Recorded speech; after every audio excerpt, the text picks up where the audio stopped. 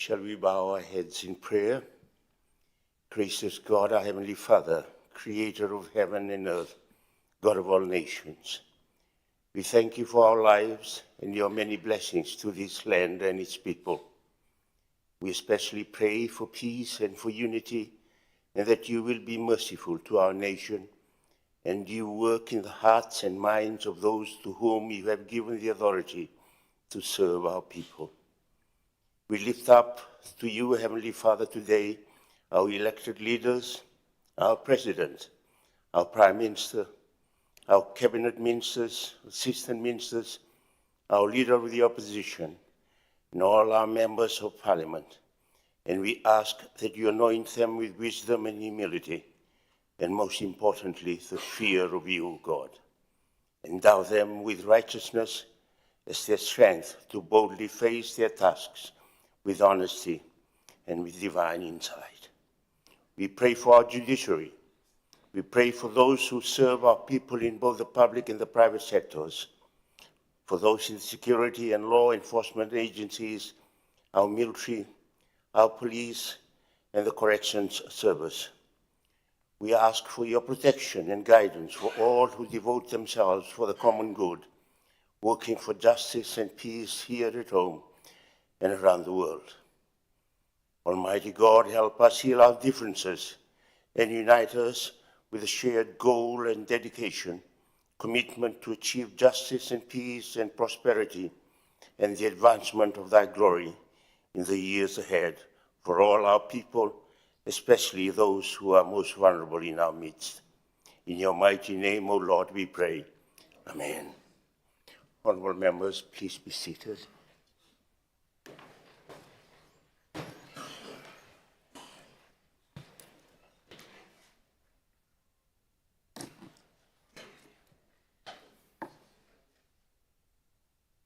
Secretary General. Confirmation of minutes.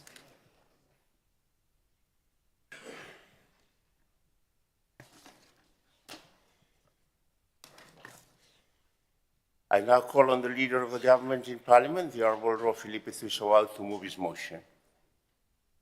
Mr. Speaker, I move that the minutes of the sitting of Parliament held on Friday, 26 June 2026, as previously circulated, be taken as read and be confirmed. Is there a seconder?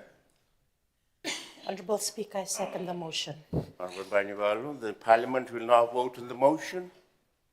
The question is that the minutes of the sitting of Parliament held on Friday, 26th of June 2026, as previously circulated, be taken as read and be confirmed.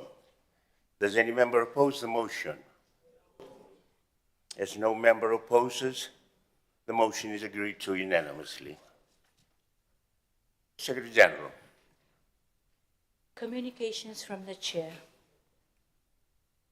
I welcome all honourable members to today's sitting. I also welcome those joining us in the gallery and those watching the live proceedings on television and the internet. Thank you for your interest in this week's national budget debate. Honourable members, please join me in welcoming the Honourable Tanya Rattray, an independent member of the Legislative Council of the Tasmanian Parliament.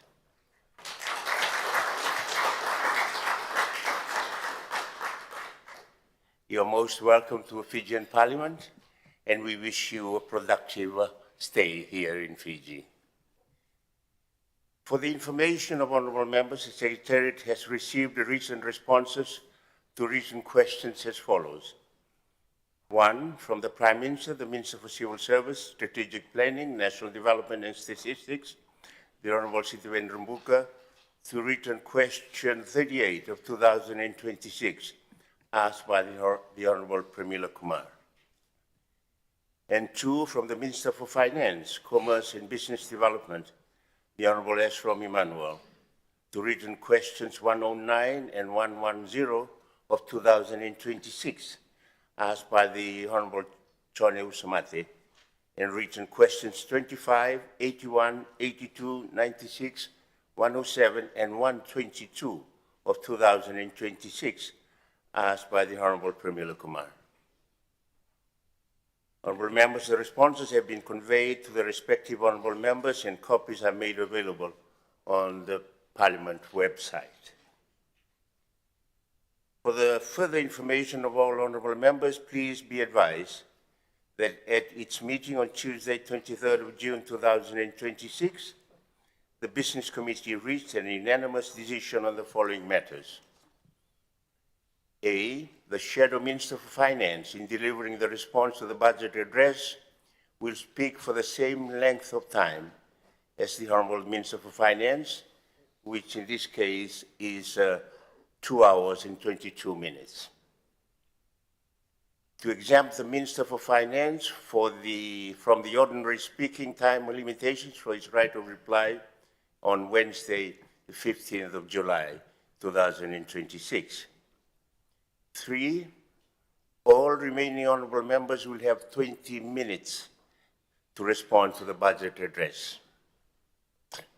4, Parliament will sit extended hours into the evenings this week. 5, Parliament will take limited breaks, including lunch and dinner, at the discretion of the Speaker. F, in the event business for the given day is concluded earlier than scheduled, the business may be brought forward accordingly, and vice versa. If business is delayed, it may be carried over to the next day as appropriate. The speaking time provisions will be suspended during the debate on the consequential bills on Friday, the 17th of July. And finally, as in the ongoing practice, the Parliament sittings for June and July will be dedicated solely to budget-related business and select urgent matters. And finally, the Business Committee has also unanimously approved the votes taken during the Committee of Supply stage with respect to the segments, programs, activities. Each respective head, Schedule 1 and 2 and Clause 1, 2 and 3, will be conducted through acclamation. However, the vote on the third reading of the appropriation bill will be conducted electronically. Honourable members are kindly requested to take note of these voting arrangements. So thank you, honourable members. We will now proceed to the next item on the order paper. Secretary General. Consideration of bills. Honourable members, I have been advised that there are no bills for consideration today. So thank you. We will move on to the next item. Secretary General. The Honourable Minister for Finance to move the second reading of the 2026 to 2027 Appropriation Bill 2026.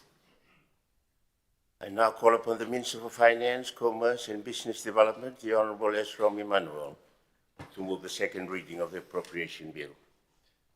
Mr. Speaker, I move that a bill for an act to appropriate a sum of $4,237,703,252 for the ordinary services of government for the year ending 31st July 2027. This bill number 13 of 2026 be read a second time. Thank you. Is there a seconder? Mr. Speaker, I beg to second the motion. The Honourable Sisawao, the Leader of the Government in the House. So I now call on the Honourable Minister of Finance for his second reading speech, if any. Thank you, Mr. Speaker. Mr. Speaker, I will not make a speech this morning and will keep my comments to my right of reply on Wednesday this week. Thank you, Minister. So, honourable members, the floor is now open for debate. We will first hear the response from the Shadow Minister for Finance, after which we will continue with the order of the speakers as listed on the betting order. I now call upon the Shadow Minister for Finance and the Leader of the Opposition, the Honourable Ineas Ratu, to deliver his response to the national budget. The Honourable Prime Minister, the Honourable Deputy Prime Minister, Cabinet Ministers, Assistant Ministers, Honourable Members of the House, members of the public in the gallery, and those listening in via live stream. Nisambul Vinakasaka, and a very good morning to you all. Honorable Speaker, sir, I rise today to respond to the 2026-2027 national budget with a deep sense of responsibility to the people of Fiji, whose aspirations, concerns, and expectations we are privileged to represent in this honorable House. At the outset, I wish to acknowledge and thank the Honorable Minister for Finance for the presentation of the 2026-2027 national budget. Preparing a national budget is a significant undertaking, requiring difficult decisions in balancing competing priorities within a challenging global and domestic economic environment. It must be especially challenging for the Honorable Minister, having been in office for only the last 8 months, and I commend you, Honorable Minister, for that. I also acknowledge, Honorable Speaker, sir, the dedication of public servants, economists, technical officers, and all those who contributed to the preparation of this budget. That includes members of the public who made the effort to offer their views during the budget consultation process. As I stand before the House today, Honorable Speaker, sir, to respond to the National Budget Address, my role as Leader of the Opposition is to recognize the positive measures contained within the budget where they exist. More importantly, I will endeavor to identify areas where further attention, stronger implementation, and more ambitious reforms may be required. This, Honorable Speaker, sir, is not a matter of politics. It is a matter of responsible parliamentary scrutiny. It is the duty of this House to ensure that this budget supports sustainable economic growth, strengthens fiscal responsibility, improved public services, creates opportunities for our young people, supports businesses, protects the vulnerable, and builds resilience against future challenges. Above all, it must improve the everyday lives of ordinary Fijians. As I stand to offer my response to the budget this morning, I am reminded that behind every allocation is a family hoping for a better future, a student striving for an education, a farmer working the land, a business owner creating jobs, a health worker caring for patients, and a young person seeking an opportunity. These are the people we serve, Honorable Speaker, sir. They expect thoughtful leadership, responsible decision-making, and constructive debate.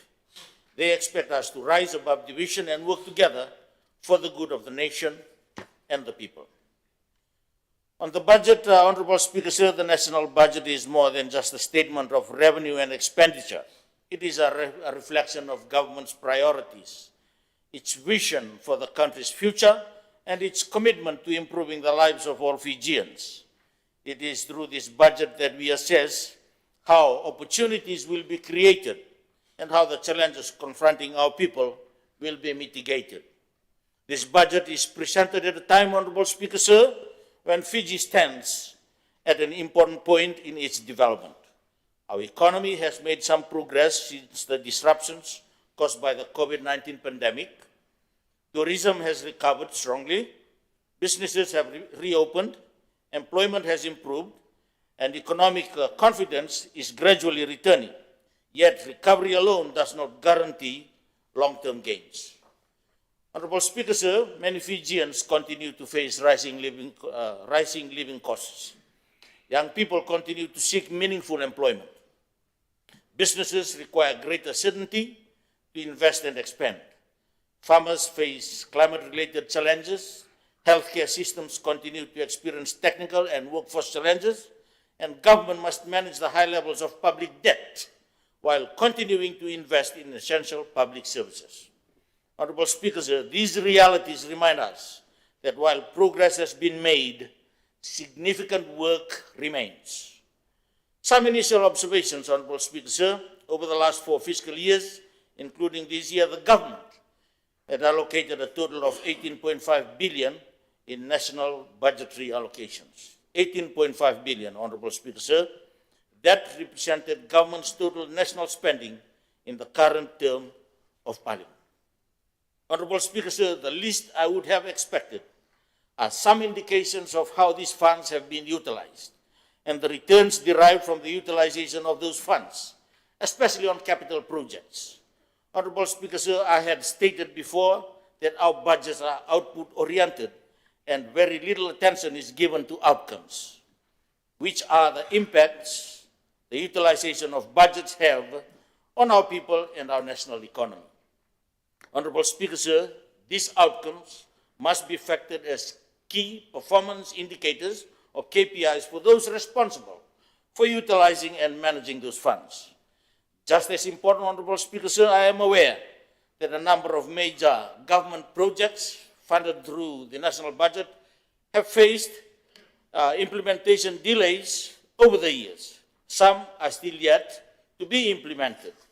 I am of the view that this House, being the authority for the allocation of national budgets, must be informed of delays to projects, at least those funded under government's public sector investment programs or PSIPs. This is important, Honorable Speaker, sir, as delays in the implementation of projects could mean delays in service delivery to the people. Honorable Speaker, sir, these two must be tied to the KPIs of the head of entities tasked with the implementation of those projects, as a lot of delays are attributed to poor planning on the part of those responsible. Therefore, Honorable Speaker, sir, it would have been good if this House was informed of the percentage of our national budget allocations that were utilized annually in the last 4 years and the reasons for any underutilization of funds. This should help improve efficiency in the annual budget utilization.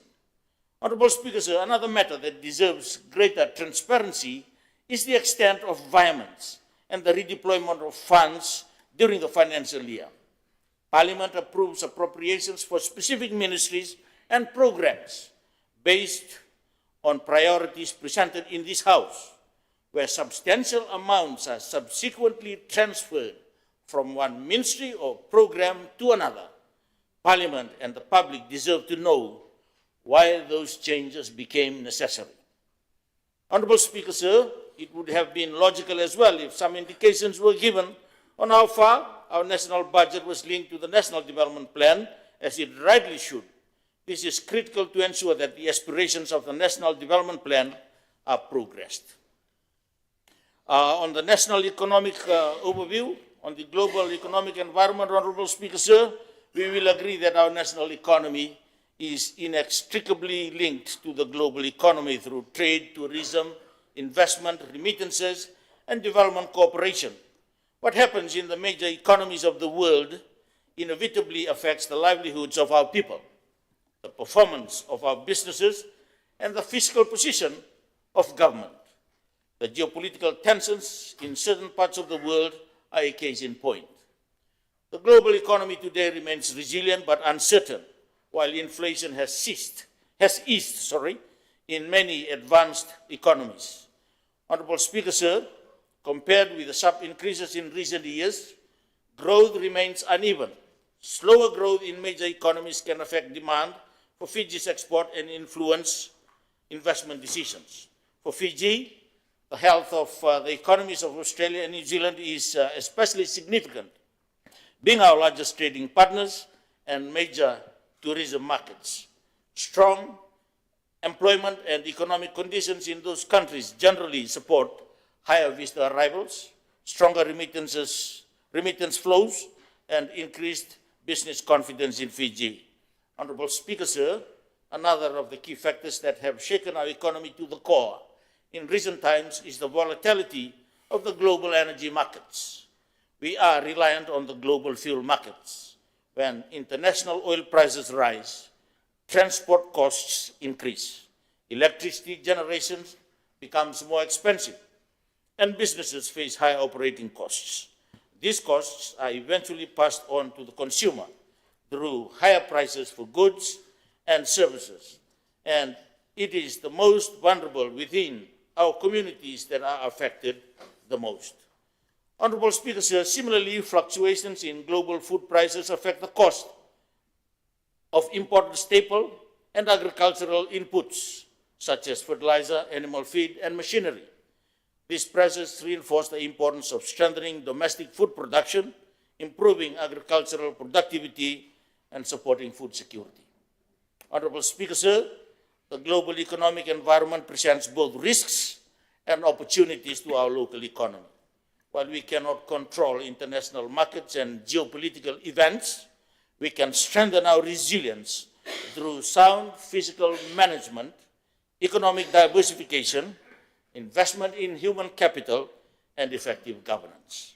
Our task is to ensure that this budget prepares us not only to respond to global uncertainties, but also to seize new opportunities. That should be our priority as we consider the budget that is before the House. A resilient economy is one that can withstand external shocks, protect the most vulnerable, and contribute to create opportunities for our future generations. On Fiji's economic outlook, Honorable Speaker, sir, there have been some encouraging development in our economy since the disruptions of COVID-19. After experiencing a severe contraction of 17.29% during the height of COVID-19, it has rebounded strongly since the opening of our borders in late 2021. Since then, our growth rate has moderated at around 3.5% in 2024 and continued in 2025, underpinned by tourism recovery and remittance flows. Honorable Speaker, sir, amid the global geopolitical tensions and the disruption to the global oil supply, our economic growth is projected to slow to 1.5% this year from an earlier projection of 3%. This, however, is expected to gradually recover to around 3% in 2027. While the outlook for our economy is positive, albeit cautiously, it is also accompanied by challenges that require prudent economic management and long-term planning. What is quite evident, Honorable Speaker, sir, with our past experiences is that we cannot continue to rely too heavily on a single industry. Tourism, in our case, the COVID-19 pandemic demonstrated how quickly external shocks can disrupt tourism, reinforcing the need to diversify our economic base. Honorable Speaker, sir, economic diversification must therefore remain central amongst our priorities. Greater investments in our primary industries, manufacturing, renewable energy, financial services, and the blue economy will strengthen resilience and create for us a broader economic base. Honorable Speaker, sir, a more diversified economy is better equipped to withstand global uncertainties and generate sustainable long-term growth. That means, Honorable Speaker, sir, that diversifying the economy, investing in areas where real growth potential lies, supporting innovation, and maintaining fiscal discipline will foster in economic growth and improving the livelihoods of our people. Honorable Speaker, sir, if we remain committed to these priorities, we can look forward to the future with confidence, not because challenges have disappeared, but because we have the opportunity and the determination to overcome them. Honorable Speaker, sir, that is the economic future to which we should all aspire. On fiscal responsibility and public debt, Honorable Speaker, sir, fiscal responsibility is one of the cornerstones of good governance and sound economic management. It is about ensuring that government finances are managed prudently so that today's needs are met without compromising the ability of future generations to meet theirs. The current budget, Honorable Speaker, sir, continues to prioritize investment in education, healthcare, infrastructure, social protection, and economic development. These are development priorities, but they are being pursued at a time when we continue to face elevated levels of public debt and a sizable fiscal deficit. Honorable Speaker, sir, in the current budget, government projects a fiscal deficit of approximately 1 billion, equivalent to around 7% of our gross domestic product, while the total public debt remains at approximately 85% of the GDP. These figures highlight the importance of maintaining a credible medium-term strategy for fiscal consolidation while supporting economic growth. Honorable Speaker, sir, we will all acknowledge that our national debt increased significantly during the COVID-19 pandemic. The collapse of tourism, declining government revenue, and the need to protect businesses, workers, and essential public services required extraordinary fiscal intervention. Borrowing during that period helped prevent a deeper economic crisis and supported our national economy. Honorable Speaker, sir, with the return of our economy to more normal conditions, fiscal policy must also begin to transition towards greater sustainability. I say that again, Honorable Speaker, sir. With the return of our economy to more normal conditions, fiscal policy must also begin to transition towards greater sustainability. Honorable Speaker, sir, fiscal responsibility also requires efficient public expenditure. Every dollar spent, Honorable Speaker, sir, should deliver measurable value to the people. Government should continue strengthening public financial management, improving procurement systems, reducing wastage, and regularly reviewing programs to ensure that public funds are directed towards the highest priorities. Honorable Speaker, sir, greater transparency and accountability in public expenditure will strengthen public confidence while improving fiscal outcomes. Honorable Speaker, sir, but government do not become fiscally sustainable by simply spending less. They become fiscally sustainable when their economies become more productive, more competitive, and more capable of generating revenues to finance quality public services without continuing to increase its debts. Honorable Speaker, sir, the success of the current budget does not lie in how effective it controls expenditure, but on whether it lays the foundation for an elevated and sustained economic growth for Fiji over the coming decade. If we manage public finances with discipline, invest in productive sectors, strengthen accountability, and diversify our economy, we can maintain both economic growth and fiscal sustainability. I wish to speak on the budget theme, a sustainable budget for a sustainable future. But I see this as a confused budget by a confused government. Absolutely. Honorable Speaker, sir, a sustainable budget for a sustainable future, the theme for our national budget, is an ambitious one that reflects government's reform, government's intention to balance economic growth, fiscal responsibility, environment stewardship, and social development. A sustainable budget, Honorable Speaker, sir, is not simply one that balances revenue and expenditure. It is one that lays the foundation for long-term growth by investing wisely, managing public finances responsibly, protecting the environment, and creating opportunities for our future generations. Similarly, Honorable Speaker, sir, a sustainable future is one where economic growth is inclusive, public debt is manageable, natural resources are protected, businesses thrive, and every citizen is given the opportunity to improve their quality of life. Honorable Speaker, sir, the theme for our budget challenges us to consider whether our policies and expenditure decisions are sustainable, not only for the coming financial year, but also for the medium and the long term. Honorable Speaker, sir, while the theme of this budget is commendable, it must ultimately be judged against the realities of our nation's fiscal position. A budget cannot be regarded as sustainable simply because it bears that title. Sustainability is demonstrated through prudent fiscal management, responsible borrowing, and a credible pathway towards reducing debt over time.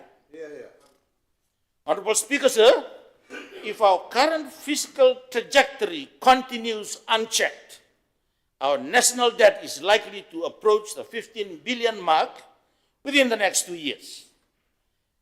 That should concern every member of this House.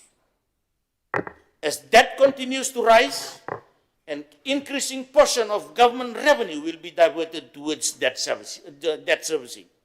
leaving less available for health, education, infrastructure, and national development. More importantly, government will have very limited fiscal space to respond to unforeseen events such as natural disasters, global economic shocks, or future public emergencies. However, Honorable Speaker, sir, if our debt continues to escalate while economic growth remains subdued, our international lending partners may become increasingly reluctant to extend further financing.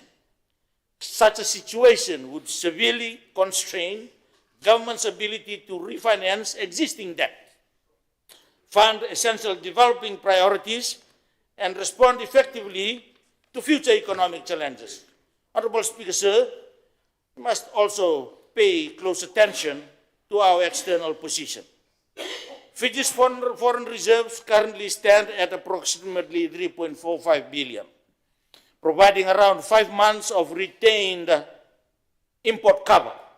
While this level requires close monitoring, continued large fiscal deficits, increasing external debt obligations, and external economic shocks could place further pressure on these reserves. Mr. Speaker, sir, should our import cover decline towards the critical 3-month threshold, confidence in our external position could weaken, pressure on the Fiji dollar could intensify, and our capacity to service external debt and finance essential imports could become significantly more challenging. To put it simply, Mr. Speaker, sir, we may be on the brink of our dollar being devalued if we go along that line, Honorable Speaker, sir. And I know that the Ministry of Finance officials are aware of this, and I hope that we, the politicians, are also aware of this and take seriously the issue that is at hand. Honorable Speaker, sir, this situation is not irreversible, but it requires decisive leadership. The first step is for government to acknowledge that our current fiscal path is unsustainable and that corrective action is required. The challenges before us are greater than politics and demand a national response.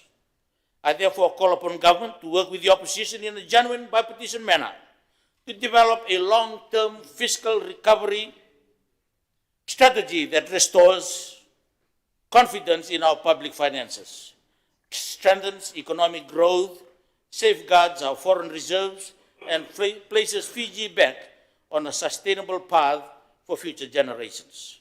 Some budget takeaways, Honorable Speaker, sir. In assessing the budget, I would like to acknowledge the areas where government has demonstrated commitment to national development priorities and continued support for the well-being of the people.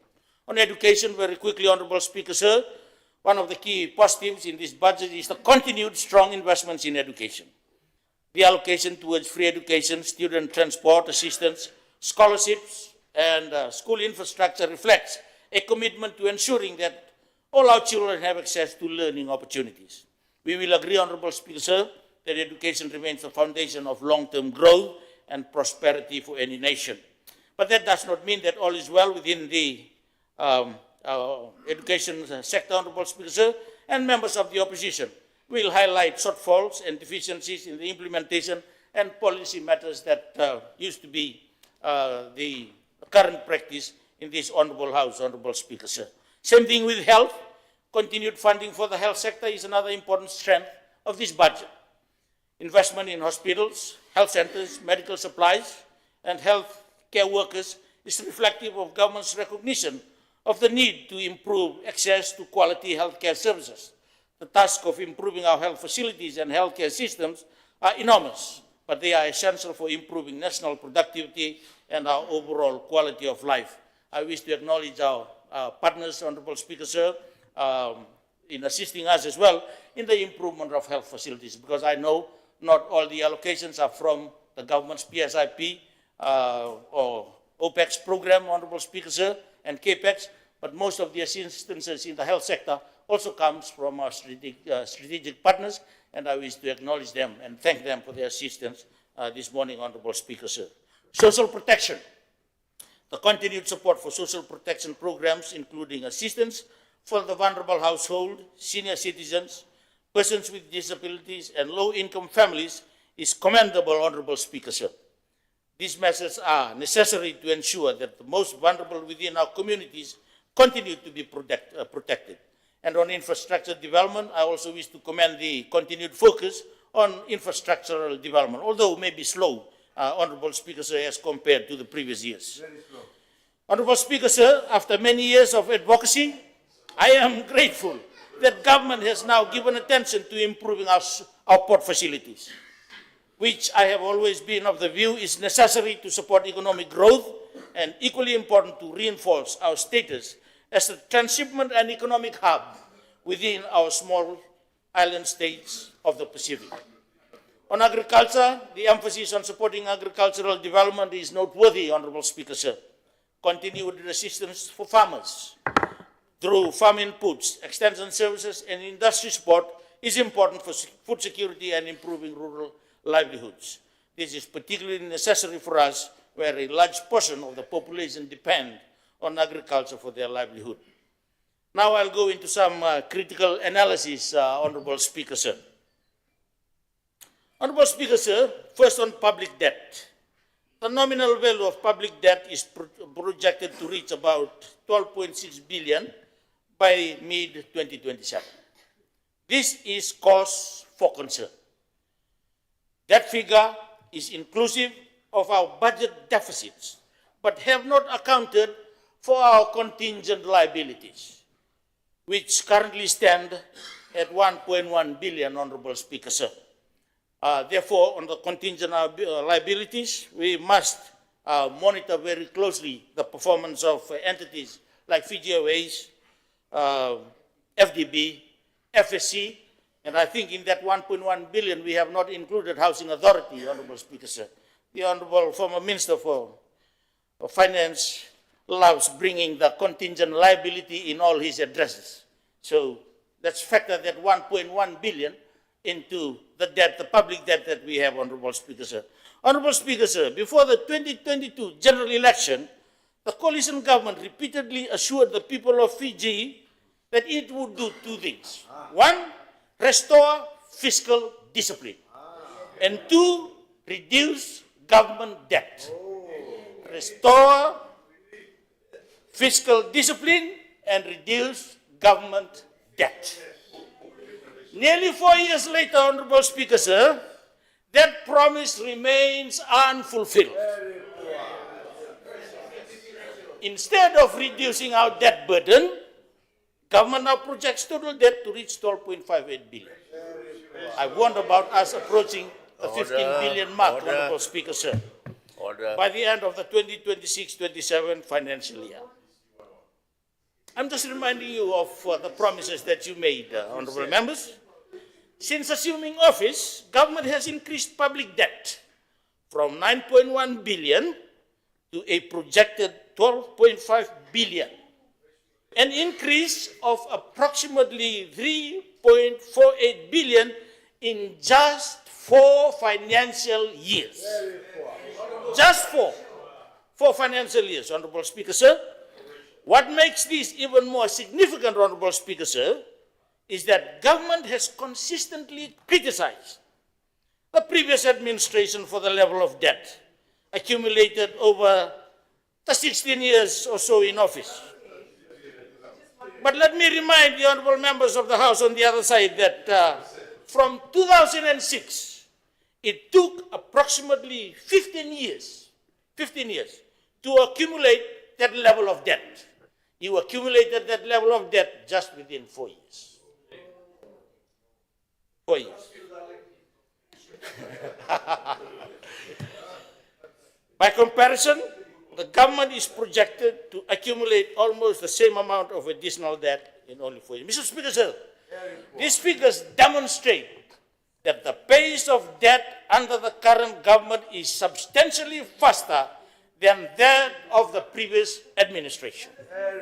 The question, therefore, is not what was said before the election, but why the promise to reduce government debt has not translated into measurable efforts or results. Mr. Speaker, sir, with our current debt level, the annual debt interest servicing alone is approximately 600 million, as alluded by the Honorable Minister, while the principal debt refinancing will be between 400 to 600 million. The figure translates to 45 cents of every government dollar going towards debt servicing. Honorable Speaker, sir, this heavy debt burden leaves only 55 cents of every dollar available to fund essential services like health, education, and law and order. Government must now work to develop a roadmap to bring down our debt levels. This is critical to the future of this nation. Civil Service and Cabinet, Honorable Speaker, sir. Honorable Speaker, current indications are that government places no serious concern on our extremely high debt levels and the impact it will have on our future generations. Let us not be deceived, Honorable Speaker, sir. Our debt will have to be repaid. If not by our children, then it will be our children's children. An example is the size of cabinet, Honorable Speaker, sir. The current government will go down in history as the government that appointed all its members to be either ministers or assistant ministers, oblivious to the strain the cost places on our already fragile economy. Honorable Speaker, sir, our total civil service comprises about 42,000 workers and serves a national population of roughly 987,000 people.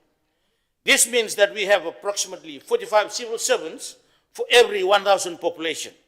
Comparatively, Honorable Speaker, sir, New Zealand's core public workforce stands at 64,163 against a population of approximately 5.36 million, meaning that there are about 12 public servants to every 1,000 New Zealanders.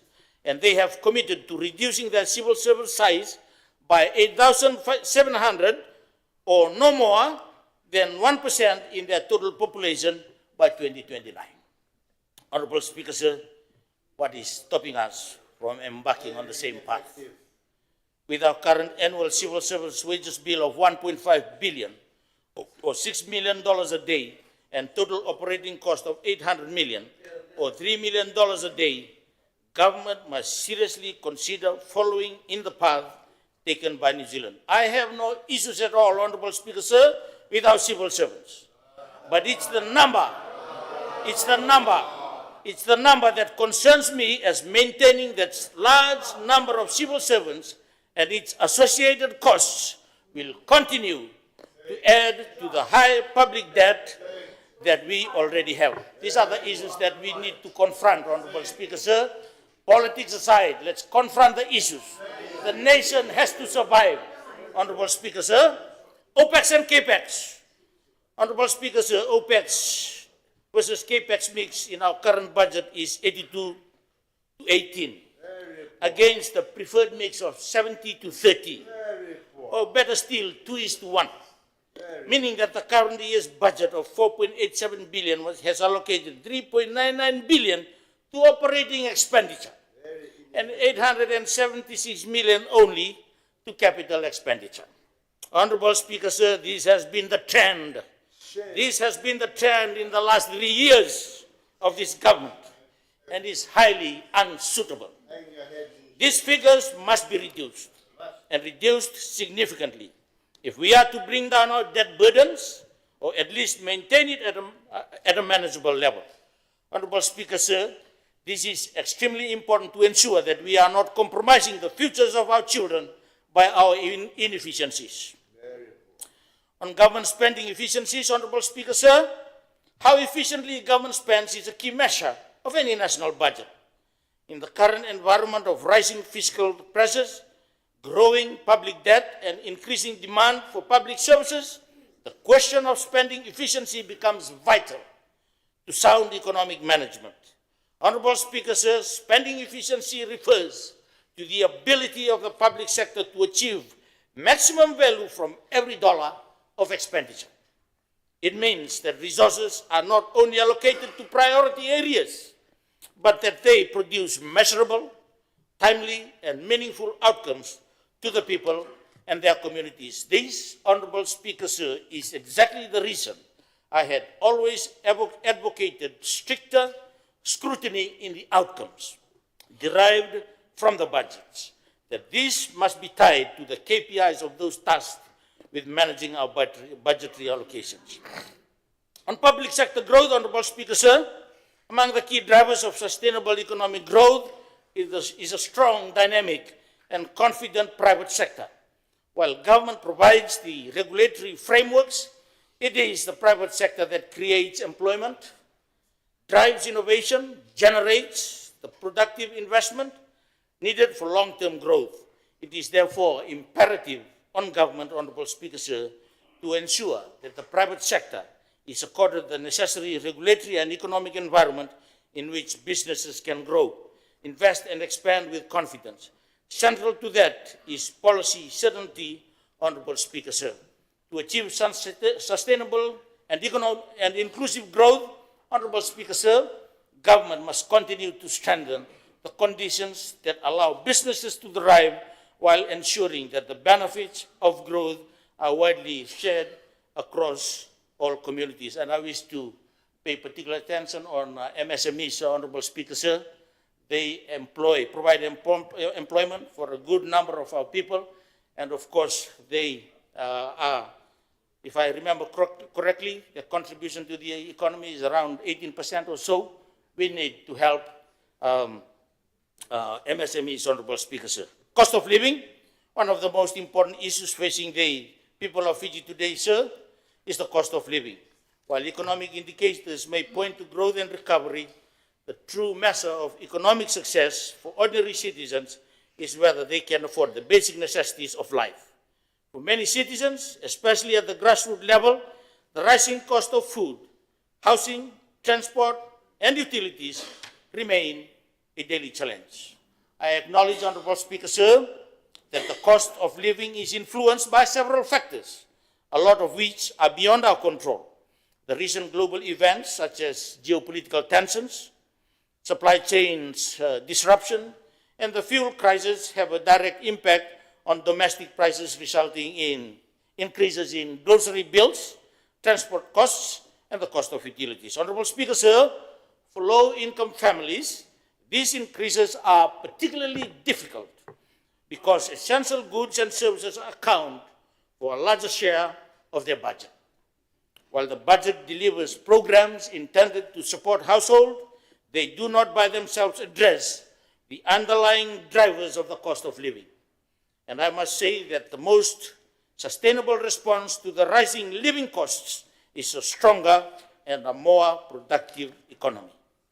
Ultimately, Honorable Speaker, sir, addressing the cost of living requires more than short-term measures. It requires structural reforms that strengthen the economy's productive capacity, increase domestic production, improve infrastructure, encourage investment, and create better paying jobs. That, Honorable Speaker, sir, is the challenge that we have. On youth development, Honorable Speaker, sir, ours is a very youthful population. According to the Fiji Bureau of Statistics figures, 62% of our population are under the age of 35. Our youth, defined by government as individuals between the ages of 15 to 35, make up around 33.9% of our population, of which 18.3% are recorded as unemployed, notably higher than the national unemployment rate of 5.7%. These are alarming figures, Honorable Speaker, sir, which calls for immediate intervention by government.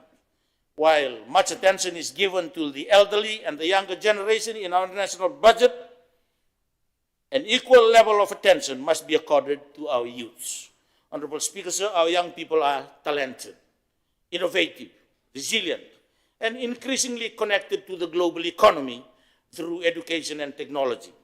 With the right policies and support, they can become skilled professionals and entrepreneurs who drive economic growth and social progress within our communities.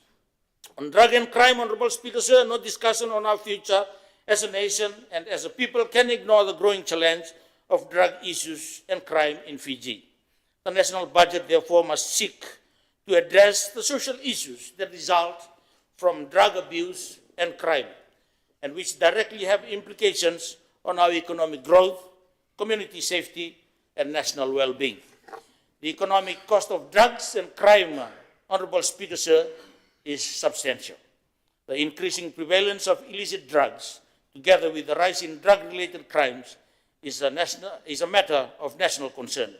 They do not only destroy lives, but they are also placing increasing pressures on the healthcare services, law enforcement, and social services which are supported through the national budget.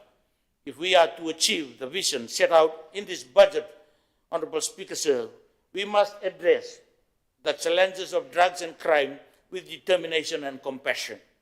By combining strong civic education, law enforcement, and rehabilitation, we can protect our people, strengthen our our communities, and secure a sustainable future for our children.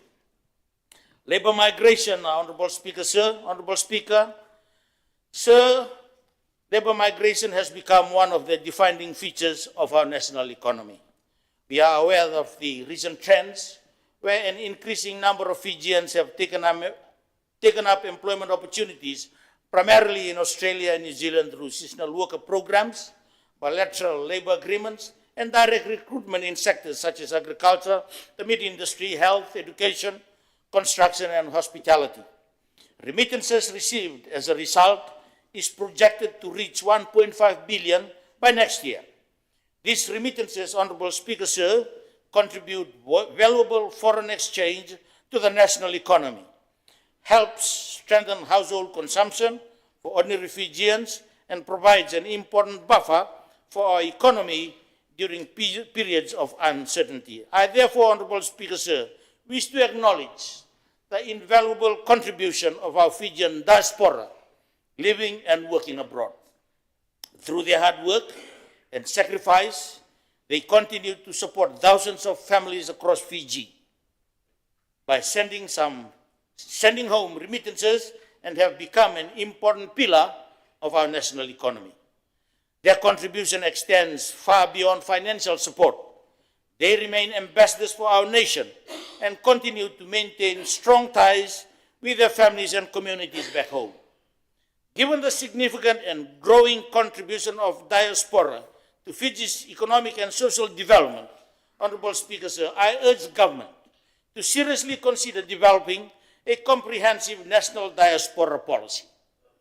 Such a policy should strengthen engagement with our overseas Fijians, encourage investment, facilitate skills and knowledge transfer, promote opportunities for those wishing to return home, and recognize the important role they play in our nation's development, Honorable Speaker, sir.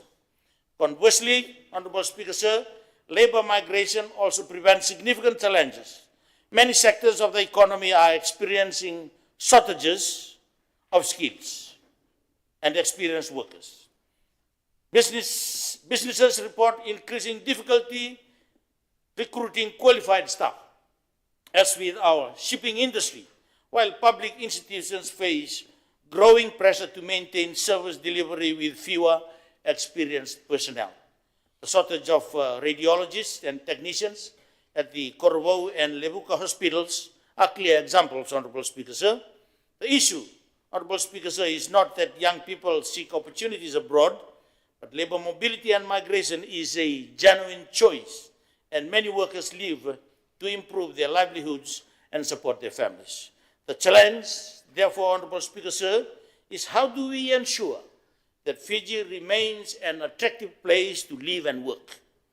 And that does not only require competitive remuneration, but also broader improvements in housing affordability, healthcare, education, and the overall quality of life.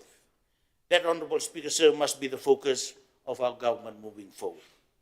Climate resilience, Honorable Speaker, sir. Climate resilience, Honorable Speaker, sir, is no longer simply an environmental issue. It's an economic, social, and national development priority. The impact of climate change is evident all around us. Coastal erosion, rising sea levels, continuous flooding, stronger cyclones, and changing weather patterns. These events not only affect our environment, but also our economy, our infrastructure, our agriculture, our tourism, industry, and generally the livelihoods of our people. Every major climate-related disaster places significant pressures on public finances, disrupts businesses, and slows down economic growth. Government should invest wisely in climate resilience programs. Investments in these programs enable us to respond more effectively when disasters do occur. Strong preparedness saves lives, protects properties, and reduces recovery costs. Investing in climate resilience is essential because resilience today is significantly less costly than building after disasters occur. Few sectoral observations, Honorable Speaker, sir. Allow me to share some thoughts, or perhaps perceived gaps on a number of sectoral issues which I believe will have impacts on our people, especially at the grassroots level.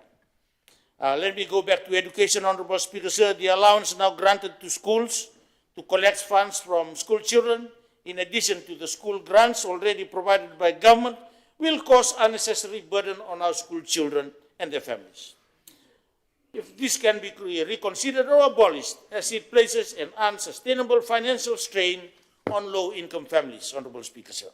Additionally, government must reconsider reintroducing the tertiary education loan scheme, or TELS, to provide a financial lifeline for aspiring students who do not qualify for top-tier scholarships and cannot afford to pay university fees privately. This is the way forward if we were to provide a level playing field for our students to pursue the area of study they wish to.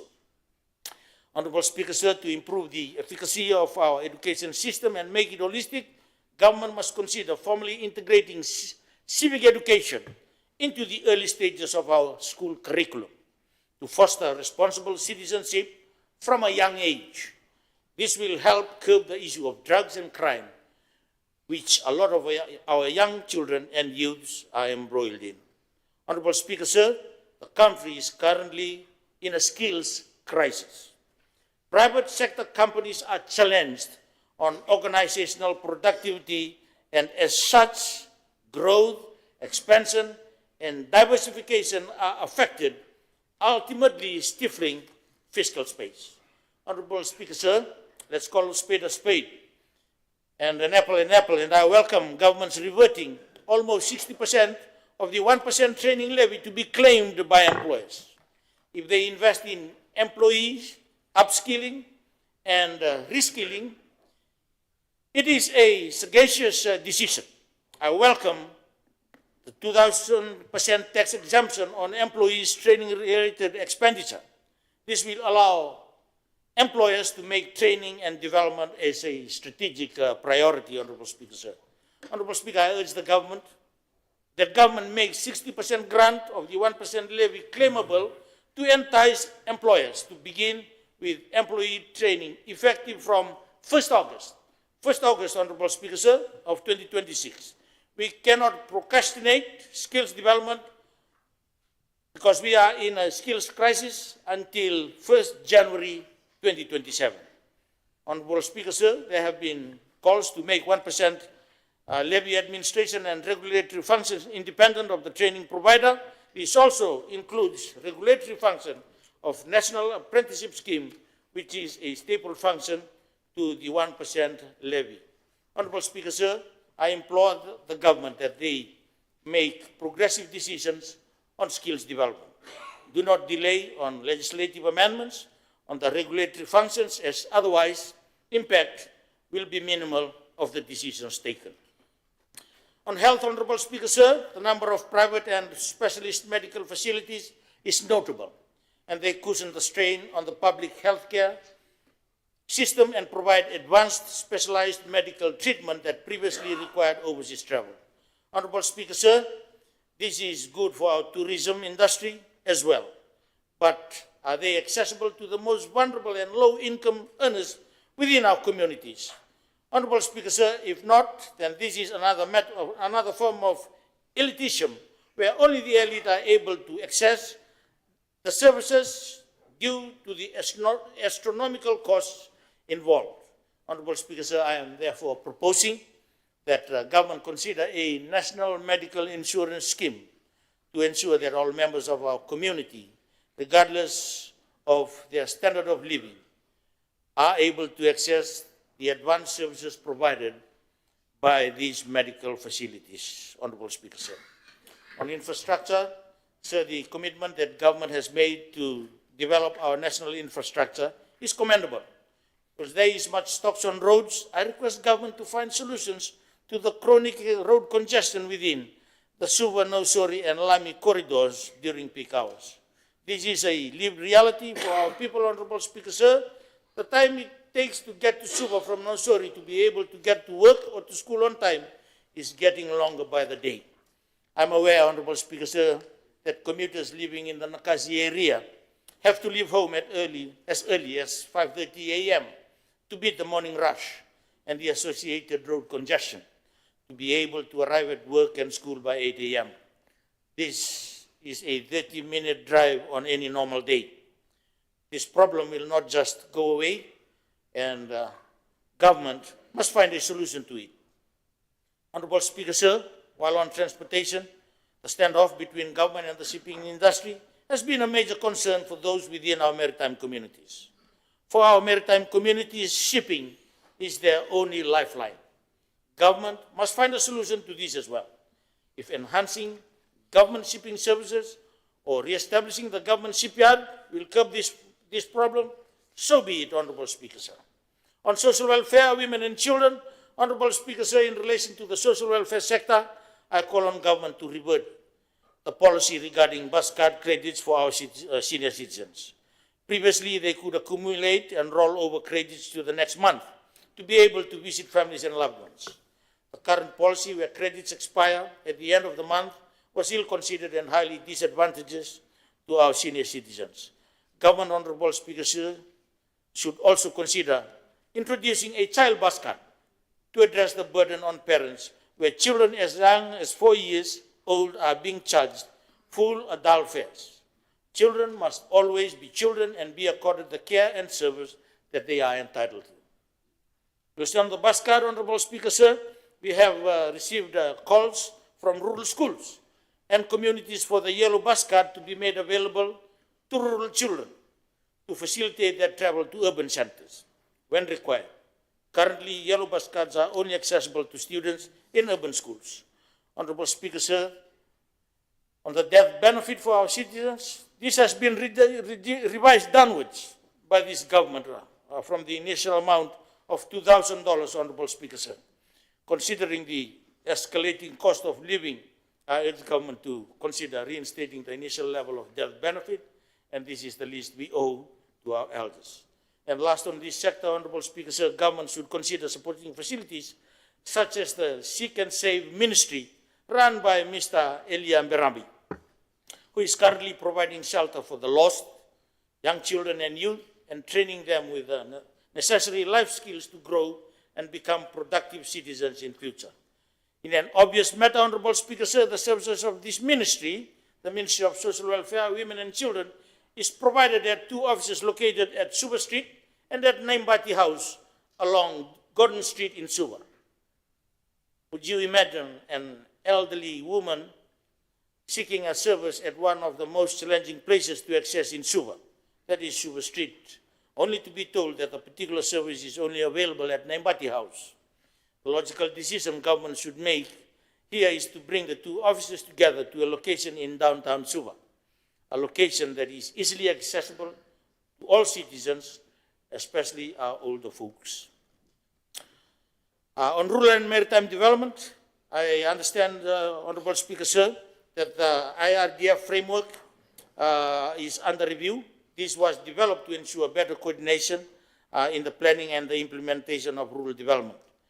And I hope that this process will be hastened in order to allow the consolidation of development funds to ensure a fair distribution of development across all communities. On the same token, Honorable Speaker, sir, the process for accessing the E2K funding is quite cumbersome and must be reformed. And I hope that this review will take this into consideration, especially going through the provincial councils again before it comes to the Ministry of Rural Development. And I strongly suggest that both Itoke and other ethnic groups should have direct access to funding through the Ministry of Rural Development to eliminate bureaucratic delays, reducing the time and financial strain on citizens. On national defense and security, Honorable Speaker, sir, we had witnessed lately the impact of the police and the military working in collaboration to combat the illicit drug trade in Fiji. I had raised a question on this earlier in Parliament, Honorable Speaker, sir.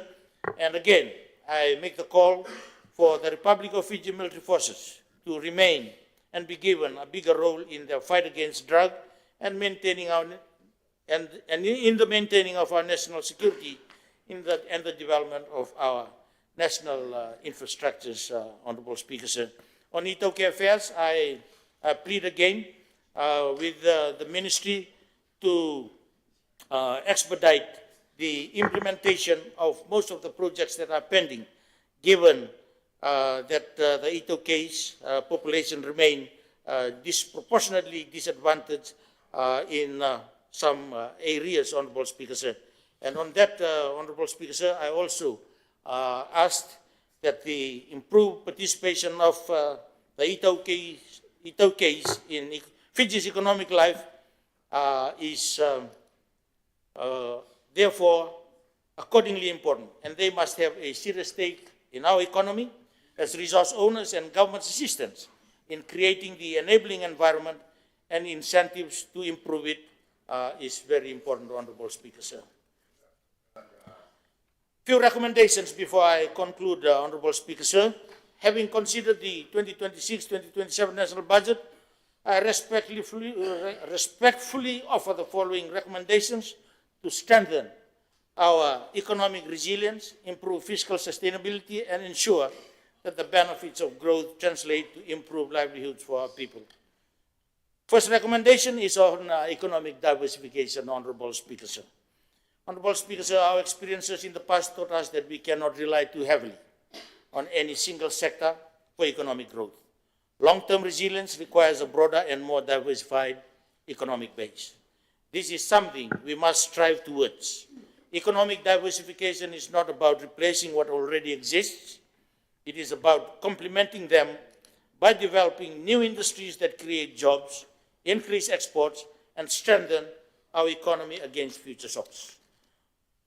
Recommendation 2 is about the modernization of the agriculture sector, Honorable Speaker, sir. Agriculture has long been a cornerstone of our economy, but its potential has not been fully realized. Government should invest in mechanization, agricultural research, climate-smart farming, and modern supply chains. Greater support should also be provided for agro-processing so that we are able to export more finished products rather than raw commodities, Honorable Speaker, sir. I know that this is work in progress, and I hope that we will have more attention and the allocation of resources to the agriculture sector. Honorable Speaker, sir, no discussion on modernizing agriculture would be complete without acknowledging the sugar industry, which has for generations been the backbone of our rural economy and the livelihood of thousands of farming families. However, we must also confront the reality that the industry has experienced a prolonged decline over the last decade, despite substantial government intervention and continued financial support. As recently highlighted by the Permanent Secretary for Finance, successive taxpayer-funded assistance, debt guarantees, debt write-offs, and annual subsidies have placed a significant burden on the nation's finances, while production continues to decline. We cannot continue to ignore these realities, Honorable Speaker, sir. We cannot continue to ignore these realities. There comes a time we must take the bull by its horns and have an honest national conversation about the long-term future of this industry. Honorable Speaker, sir, this is precisely why This Parliament has established the Parliamentary Special Committee on Sugar, and it is both timely and necessary. The committee provides Parliament with an opportunity to engage directly with cane farmers, industry stakeholders, and experts to objectively assess the industry's future and recommend a practical pathway forward. Last week's consultations in the West was quite an experience, Honourable Speaker, sir. If the evidence demonstrates that a gradual transition towards alternative high-value agricultural industries is in the best interest of our farmers and the nation, then Parliament must have the courage to consider those recommendations. Whatever course is ultimately adopted, it must protect the welfare of our cane farmers, preserve rural livelihoods, ensure responsible stewardship of public finances, and create sustainable economic opportunities for future generations. Honourable Speaker, sir, reducing food imports while increasing agricultural exports will strengthen food security, improved rural incomes, and reduce pressure on our balance of payments. Honourable Speaker, sir, I think the most pressing issue, apart from the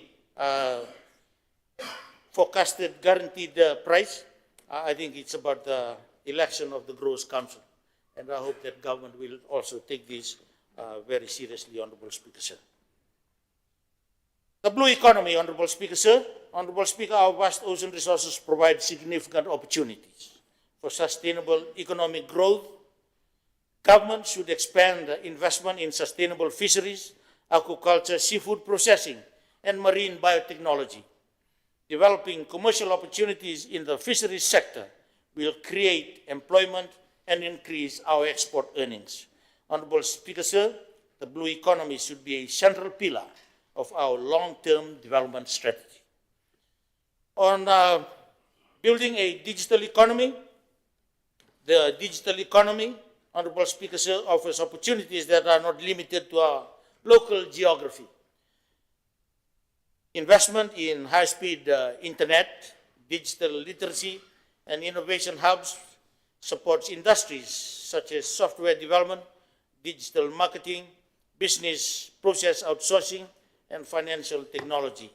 Honourable Speaker, sir, government should also continue expanding e-government services to improve efficiency and encourage digital transformation across our economy.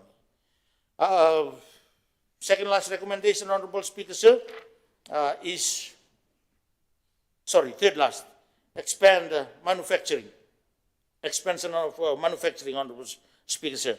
Manufacturing, in my view, Honourable Speaker, sir, remains underdeveloped but has the potential to support economic growth and generate higher value employment for our people. Government, Honourable Speaker, sir, should develop policies that encourage investment in food and beverage processing, timber products, garments, and construction materials, amongst others.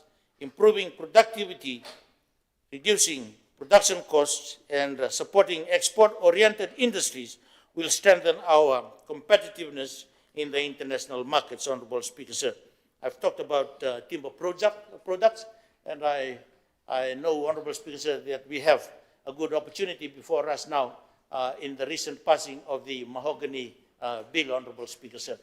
Huge opportunities for us, but there are some priorities that need to be addressed. And one of the first priorities, Honourable Speaker, sir, is the certification process. I was in London a few weeks ago on the London Climate Action Week, Honourable Speaker, sir, and I had a lengthy discussion with our High Commissioner, Mr. Suwe Nakam. And as we speak, Honourable Speaker, sir, there is a container already in one of the yards in the UK where it cannot be offloaded, it cannot be sold, simply because the mahogany is arriving without a certification. The certification needs to take priority. And I urge all the authorities, the Ministry of Environment, the Ministry of Trade, and Ministry of Foreign Affairs, and the Ministry for Forestry, Honourable Speaker, sir. Because certification has two main components. One is the environmental side of things, and the other one is the chain of custody. Because there are a lot of illegal sales of mahogany around the world, Honorable Speaker, sir. And we are only accessing the American market mainly now because of just an agreement. But for us to get into the niche markets, and particularly even Australia and New Zealand, we need the certification process. And that must be a priority because we have a huge opportunity in terms of manufacturing now because of the recent mahogany bill that has been passed. And I know that Fiji Hardwood have plans already because their last debt was financed in 2023, an amount of 8.7 million. That was the last debt owed and paid, settled by Fiji Hardwood. They are out of the red now, and they need to look at, or government needs to seriously look at expanding timber products through the mahogany, Honorable Speaker, sir. I wish to speak on human capital. Since sustaining our industries and diversification requires a skilled workforce. And I hope that government will continue investing in education, particularly on TVET, with digital skills, science, engineering, and entrepreneurship. Strong partnerships between educational institutions and the industry will ensure a graduates process the skills required for emerging sectors. And the last recommendation that I have, Honorable Speaker, sir, is on renewable energy. We need to encourage the transition towards renewable energy, Honorable Speaker, sir. Recent geopolitical tensions and disruptions to global oil markets have once again exposed Fiji's heavy reliance on imported fossil fuels. Every increase in global oil prices is ultimately borne by our people through higher transport costs, rising electricity costs, and increased business operating expenses and the higher cost of essential goods and services. These are external shocks over which Fiji has little control, yet they have direct impact on our economy and the cost of living faced by every Fijian. Honorable Speaker, sir, these events should serve as a wake-up call for government to accelerate Fiji's transition towards renewable energy. While progress has been made, the pace of implementation remains far too slow. We must ask ourselves why the energy transition is taking so long when the economic and environmental benefits are so clear. Government must identify and remove unnecessary bureaucratic obstacles that delay renewable energy projects, encourage greater private sector investment, and work closely with EFL to ensure that its renewable energy transition plans are implemented with urgency. The transition to clean and affordable energy cannot remain a distant aspiration. It must become an immediate national priority.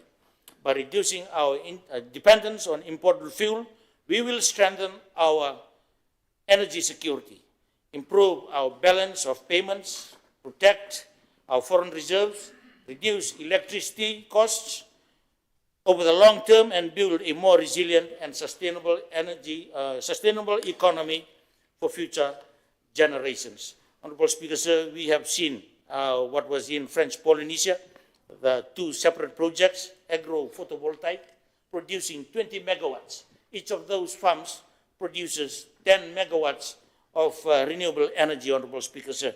And perfect places we have in Fiji, like Yangara, where cattle can graze below, while we have the panels on top, Honorable Speaker, sir. These are innovations that are already even available in the Pacific, and I hope that we can bring this closely to Fiji. And on innovation and research, the long-term economic growth requires continuous innovation. Government, universities, and research institutions, and the private sector should collaborate to develop new products, improve productivity, and commercialize research. Innovations will be critical to enhancing our competitiveness. In closing, Honorable Speaker, sir, whilst the budget devotes much attention to expenditure sustainability, presenting a detailed strategy for controlling expenditure, improving efficiency, and slowing the growth of recurrent expenditure, comparatively less attention is given to developing policies and a medium to long-term strategy to strengthen revenue generation, stronger investment, expanding exports, and sustained economic growth.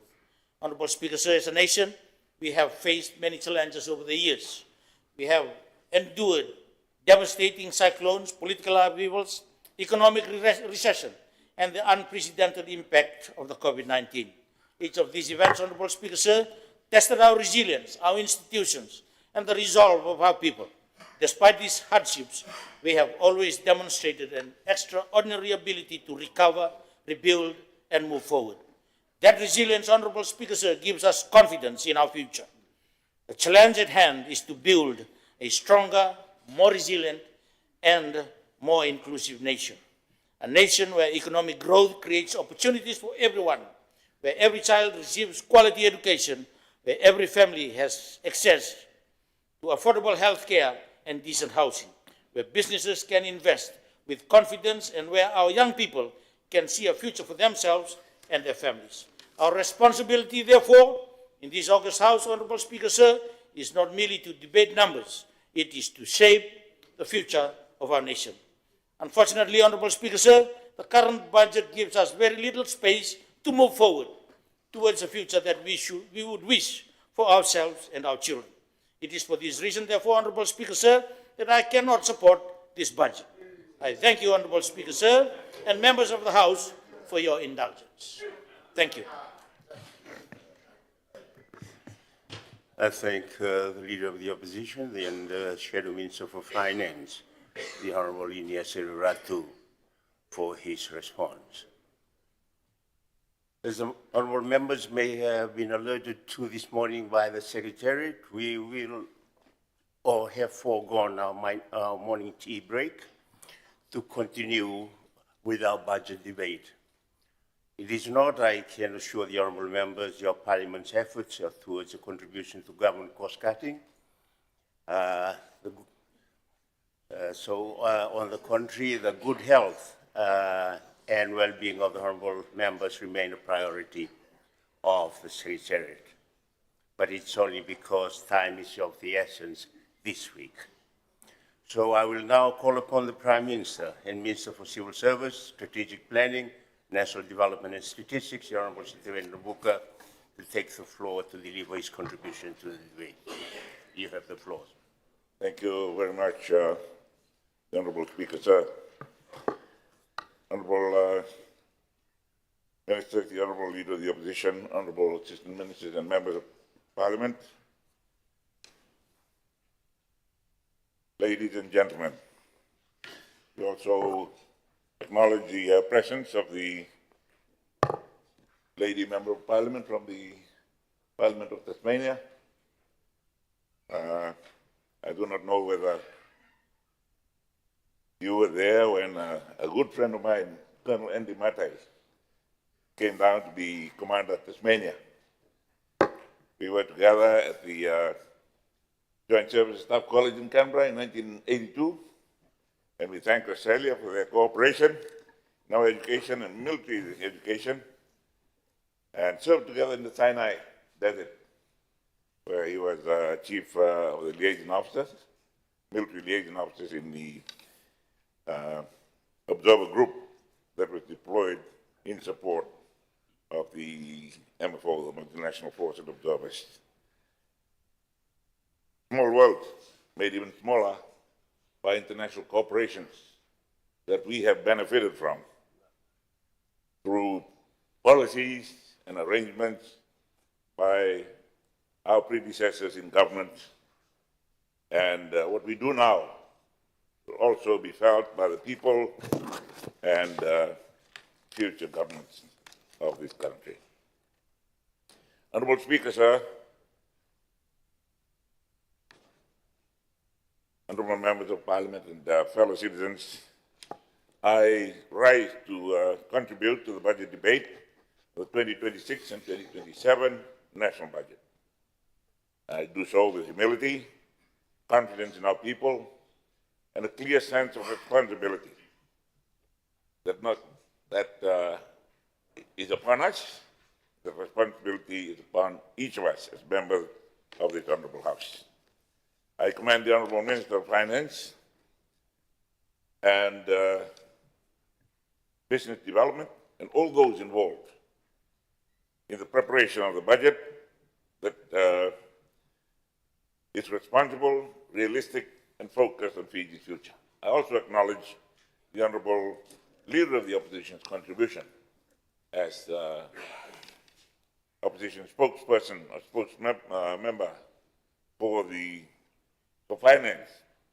I thank him for his observations, but I was not prepared for his conclusion that he was not going to support the budget. This budget, Mr. Speaker, sir, carries a theme of a responsible budget for a sustainable future.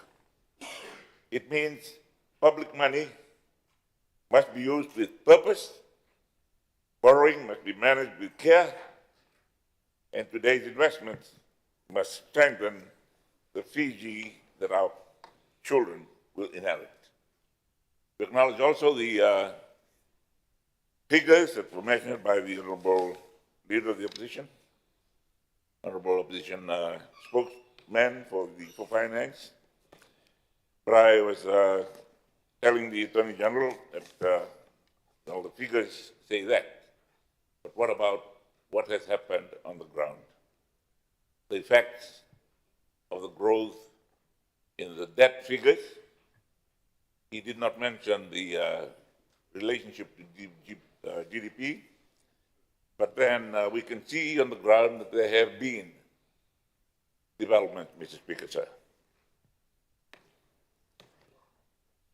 In the days ahead of us, we will be debating, we'll be scrutinizing this budget as our duty demands. I only ask that we debate with seriousness, fairness, and respect for facts for the sake of our people.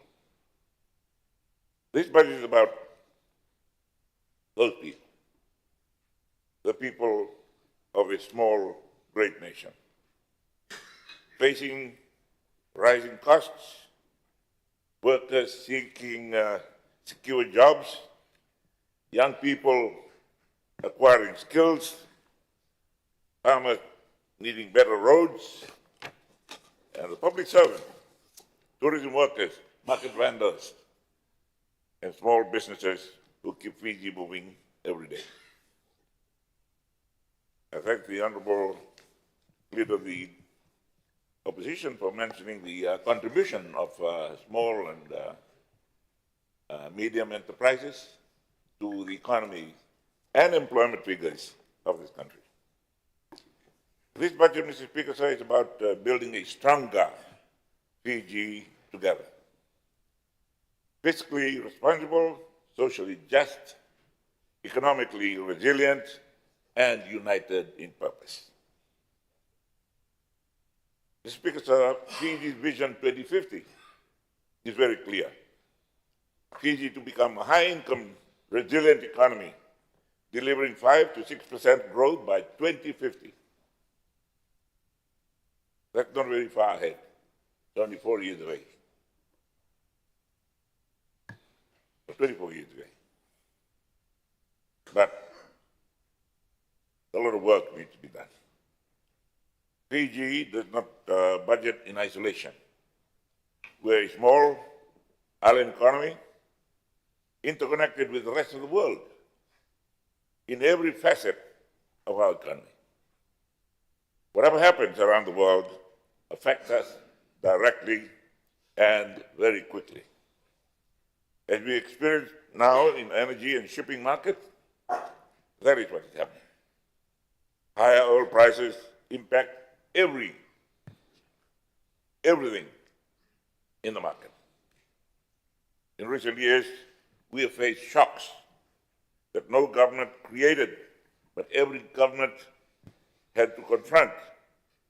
Our predecessors, most of them are sitting in the opposition today, had to face the realities of the effects of COVID-19, which caused one of the deepest contractions in our history, with the economy falling by 17.2% in 2020 and 4.3% in 2025. But then Fiji recovered. But recovery alone is neither sufficient nor automatic. We must address structural challenges that continue to constrain our progress, including infrastructure, productivity gaps, cost of living pressures, workforce challenges, and emerging threats to national security and social cohesion. We have a difficult reality, but the responsible response is to protect our people where we can, while keeping Fiji on a path of discipline, growth, and resilience. Pathway to prosperity must be productivity-driven and private sector enabled. Government's role is to establish enabling conditions through sound policies, quality infrastructure, effective institutions, and a stable investment environment. While businesses, investors, workers, and communities drive innovation, employment, and economic opportunities. The Speaker, sir, responsible budgeting begins with transparency, accountability, and discipline. The budget figures presented 2 weeks ago by the Honourable Minister of Finance are serious numbers. We place them openly before Parliament because public trust begins with openness and honesty. Faced with our current reality, government has chosen targeted, time-bound relief while maintaining discipline across the rest of government. The IMF assessed that Fiji faces no immediate risk of debt distress. Providing growth and sustained and fiscal discipline is maintained. Discipline is central to this budget, and we pay respect to previous governments, including the most immediate past, for creating Fiji, for projecting Fiji as a responsible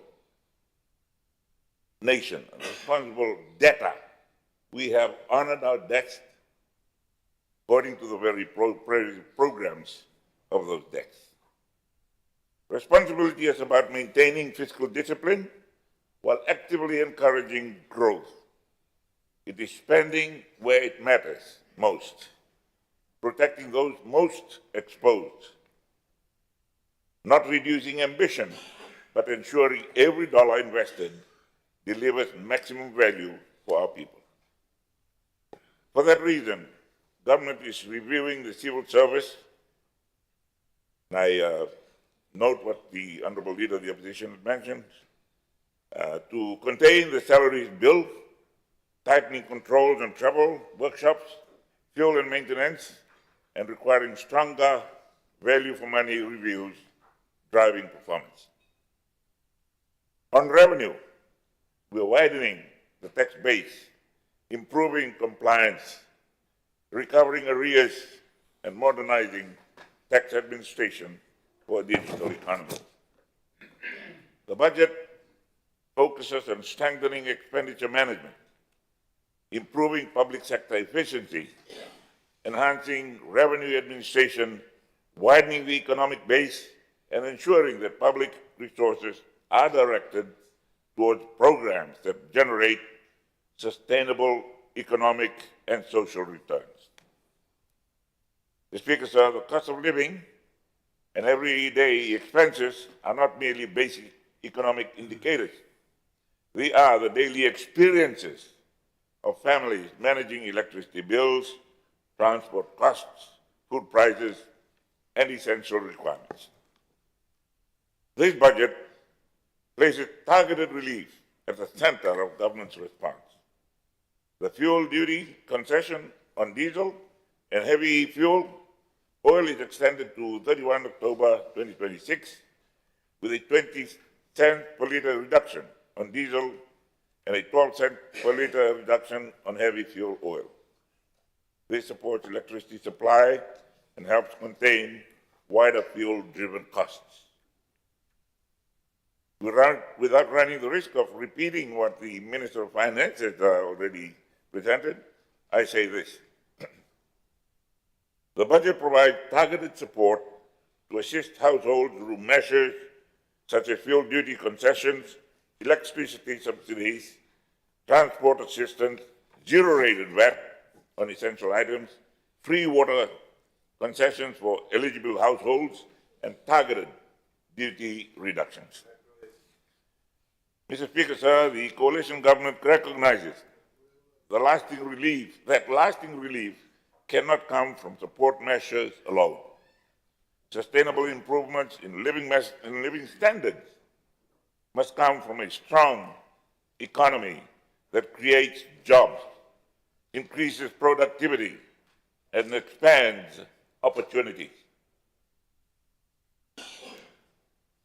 Therefore, this budget balances immediate assistance with long-term investments that strengthen economic growth and improve the well-being of all Fijians. Mr. Speaker, sir, relief is necessary, but relief alone is not a development strategy. Fiji must grow. Fiji must invest. Fiji must produce and create jobs. Investment Fiji is facilitating 254 active projects worth $8.6 billion, and the Honorable Correia Bissau is not in the House at the moment, but he mentioned this in his committee observations. That is across tourism, real estate, digital infrastructure, renewable energy, agriculture, and manufacturing.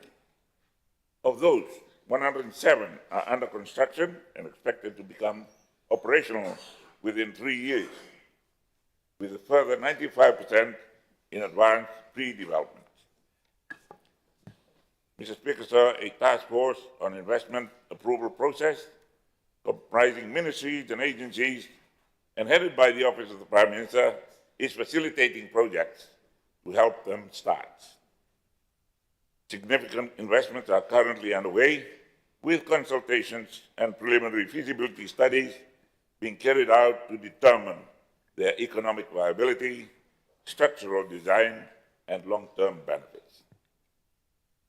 These projects, Mr. Speaker, sir, include major port developments, maritime infrastructure aimed at supporting Fiji's regional maritime hub status. These mega investment projects will significantly improve trade efficiency, enhance logistics capability, and support the growth of the blue economy. This pipeline matters because jobs are created by confidence. When investors build, jobs are created across construction, tourism, agriculture, transport services, and supply chains. It is envisioned that these projects will create thousands of employment opportunities, attract billions in foreign direct investment, and greatly boost our investment to GDP ratio. These are necessary investments to inject liquidity into critical sectors across our economy. Honorable Speaker, sir, may I address the Honorable Member, Honorable Correia Bissau, while you are absent, Honorable Member, I mentioned the billions in the pipeline. Shipbuilding and marine engineering development initiatives are critical investment projects in the pipeline for our great nation. These initiatives are directly focused on creating new industrial capabilities that will subsequently strengthen Fiji's domestic maritime sector. Mr. Speaker, another critical investment is the National Tertiary Hospital Development, which represents a transformational investment in Fiji's healthcare system, specialist medical capability, and human capital development. At the heart of economic growth, tourism-related infrastructure investments, including tourism developments, airport improvements such as the proposed new international airport in Gunwaleavu and supporting facilities are being prioritized to strengthen Fiji's competitiveness as a leading global tourism destination. We acknowledge the input of the Honorable Deputy Prime Minister and his team in the contribution of tourism and civil aviation to the economy of the country. A stronger Fiji requires a stronger and more resilient rural economy. Agriculture remains central to food security, and we acknowledge the remark made by the Honourable Leader of the Opposition. It remains central to exports, employment and climate resilience. This budget reinforces government's commitment to supporting farmers, strengthening waterways, revitalizing sugar sector, and improving rural economic opportunities. I thank the honourable members of the Special Committee on Sugar for the tour of the West last week, and we asked the Minister of Sport to ensure that we get boxing refereeing certificate when we next tour. Mr. Speaker, sir, this Special Committee on the Sugar Industry toured the West, and the tour provided critical insights for us into the challenges that our sugarcane farmers are facing, challenges that this budget directly addresses through enhanced farm mechanization, targeted fertilizer subsidies, and the upgrading of critical cane access roads. Fiji must also produce more, process more, export more, and innovate more. That is why the budget supports manufacturing, commercial agriculture, digital services, and new financing platforms for small and medium enterprises. Mr. Speaker, sir, skills are equally important. Fiji faces pressures from migration of our skilled workers. Remittances are a lifeline for families and are projected to reach 1.48 billion this year. And I reiterate the words of the Honourable Leader of the Opposition, who acknowledged the contribution of our diaspora to our economy here in Fiji. And we honour those Fijians abroad. But every departure also leaves a gap at home. Government's response is to train more people and also retain more talent and mobilize the diaspora.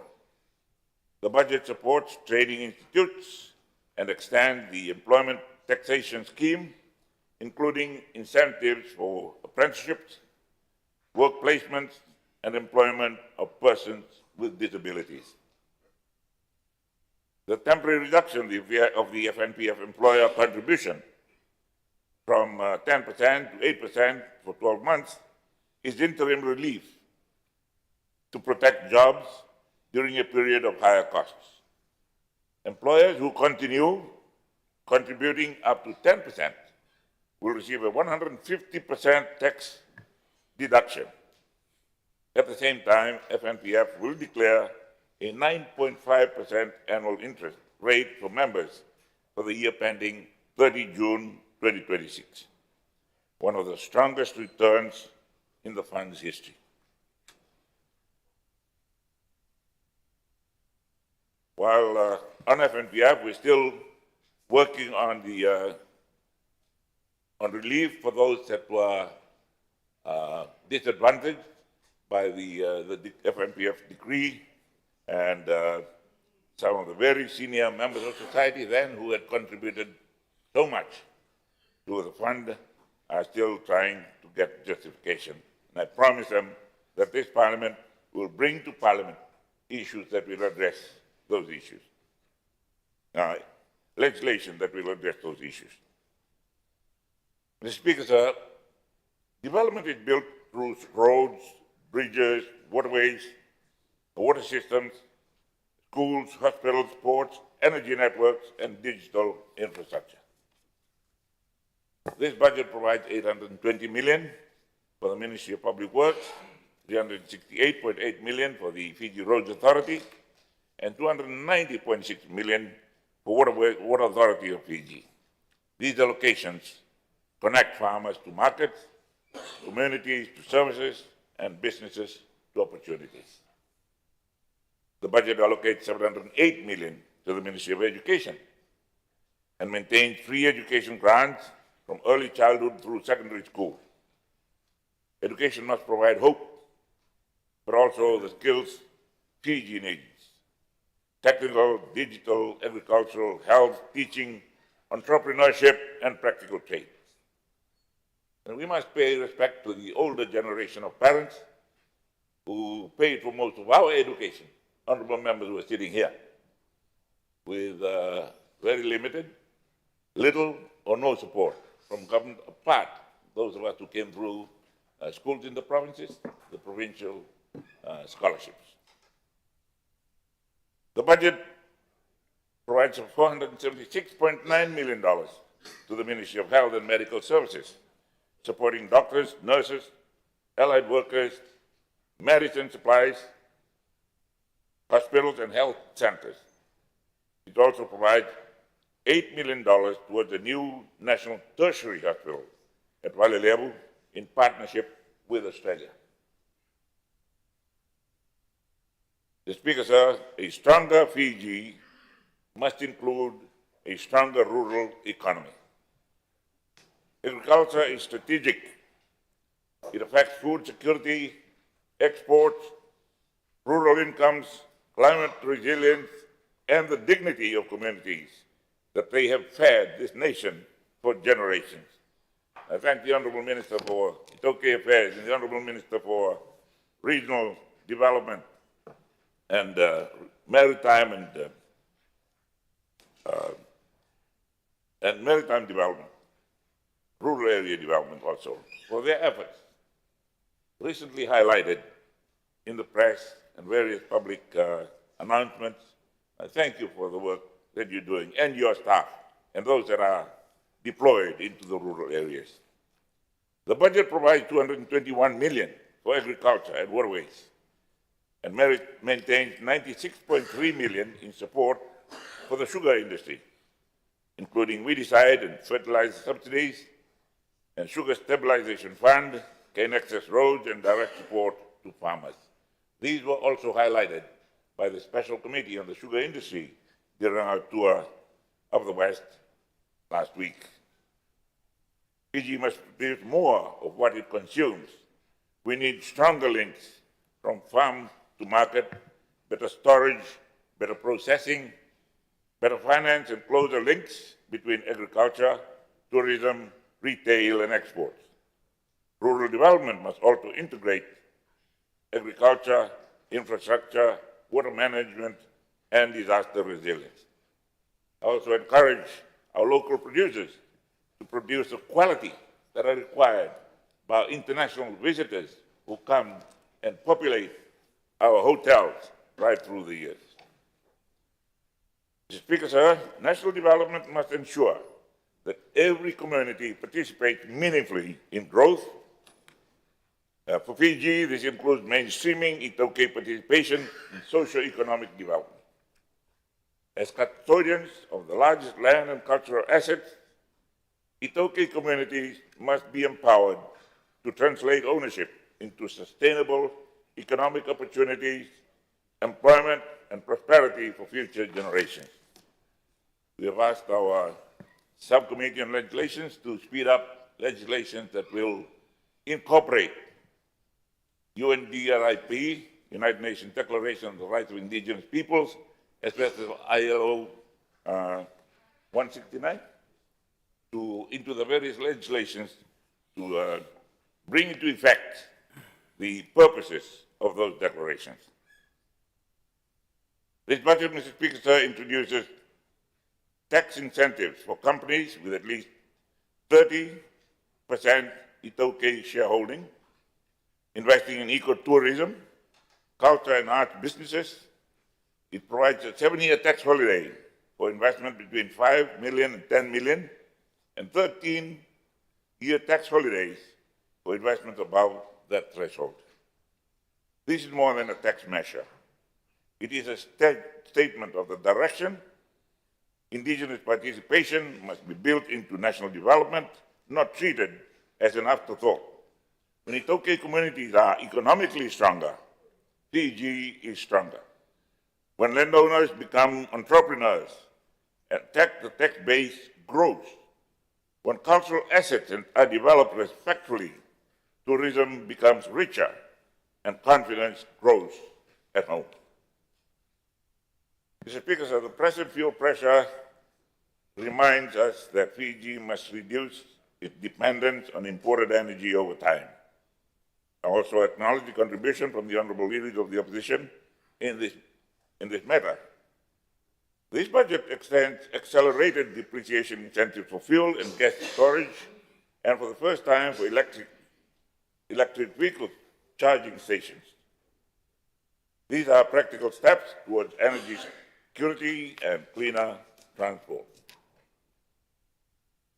Climate resilience must remain central to national planning. Cyclones, floods, and coastal erosion and saltwater intrusion affect our homes, farms, schools, roads, water systems, and health facilities. Our blue economy must continue to protect reefs, our fisheries, coastal communities, and maritime resources while creating sustainable opportunities. A modern economy also needs modern government.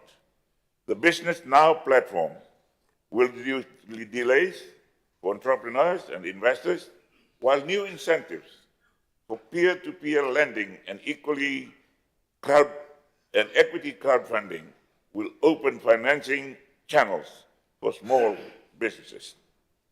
Public safety is equally important. The budget supports duty reductions on surveillance cameras for Suvarnasori CCTV corridor and provides additional funding for specialized police drug operations. The drug threat, as also mentioned, requires reinforcement, and also enforcement and international cooperation.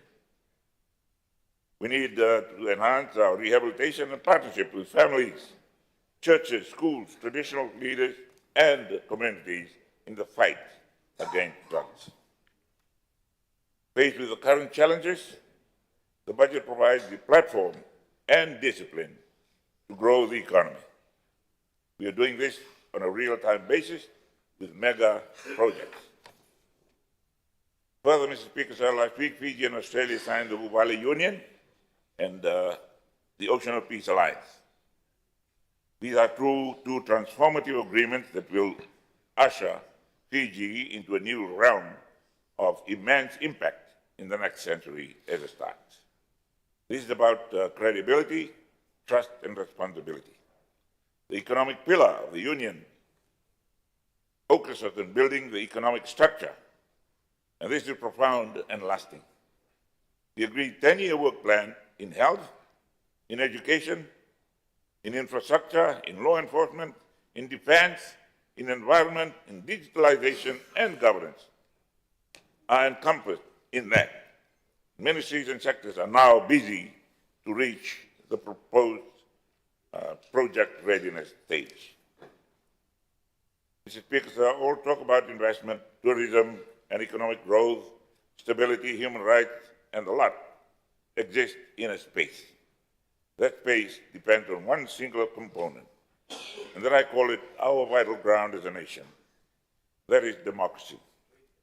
This coalition has and will continue to protect and promote democracy and the freedom and dignity of every individual citizen of this country.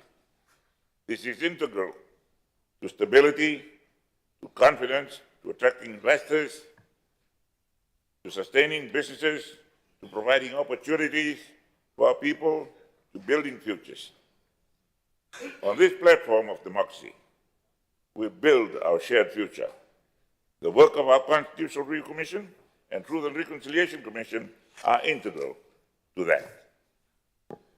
Mr. Speaker, sir, honorable members, Fiji has faced hard times before. Each time, our people has shown have shown resilience. But we must also plan, reform, invest, and act with discipline. This is what the government is doing in this budget. The 2026-2027 national budget recognizes that the road ahead will not be easy.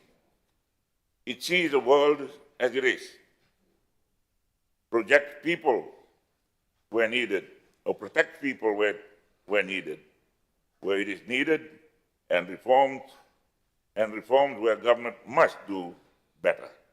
We always try and improve on what we received.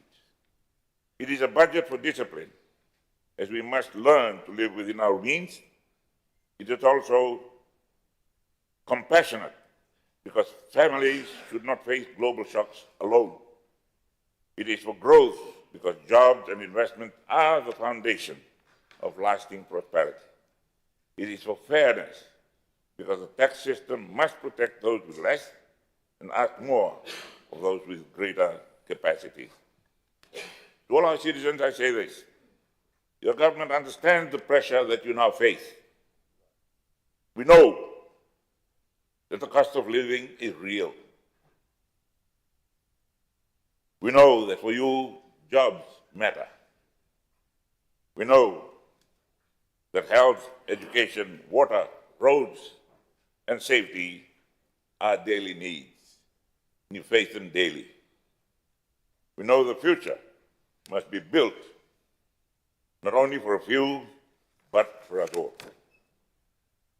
I call that together we build a stronger Fiji, one that protects its people, honors its obligations, grows its economy, strengthens its communities, and leaves no generation to carry the burden of the decisions made without care.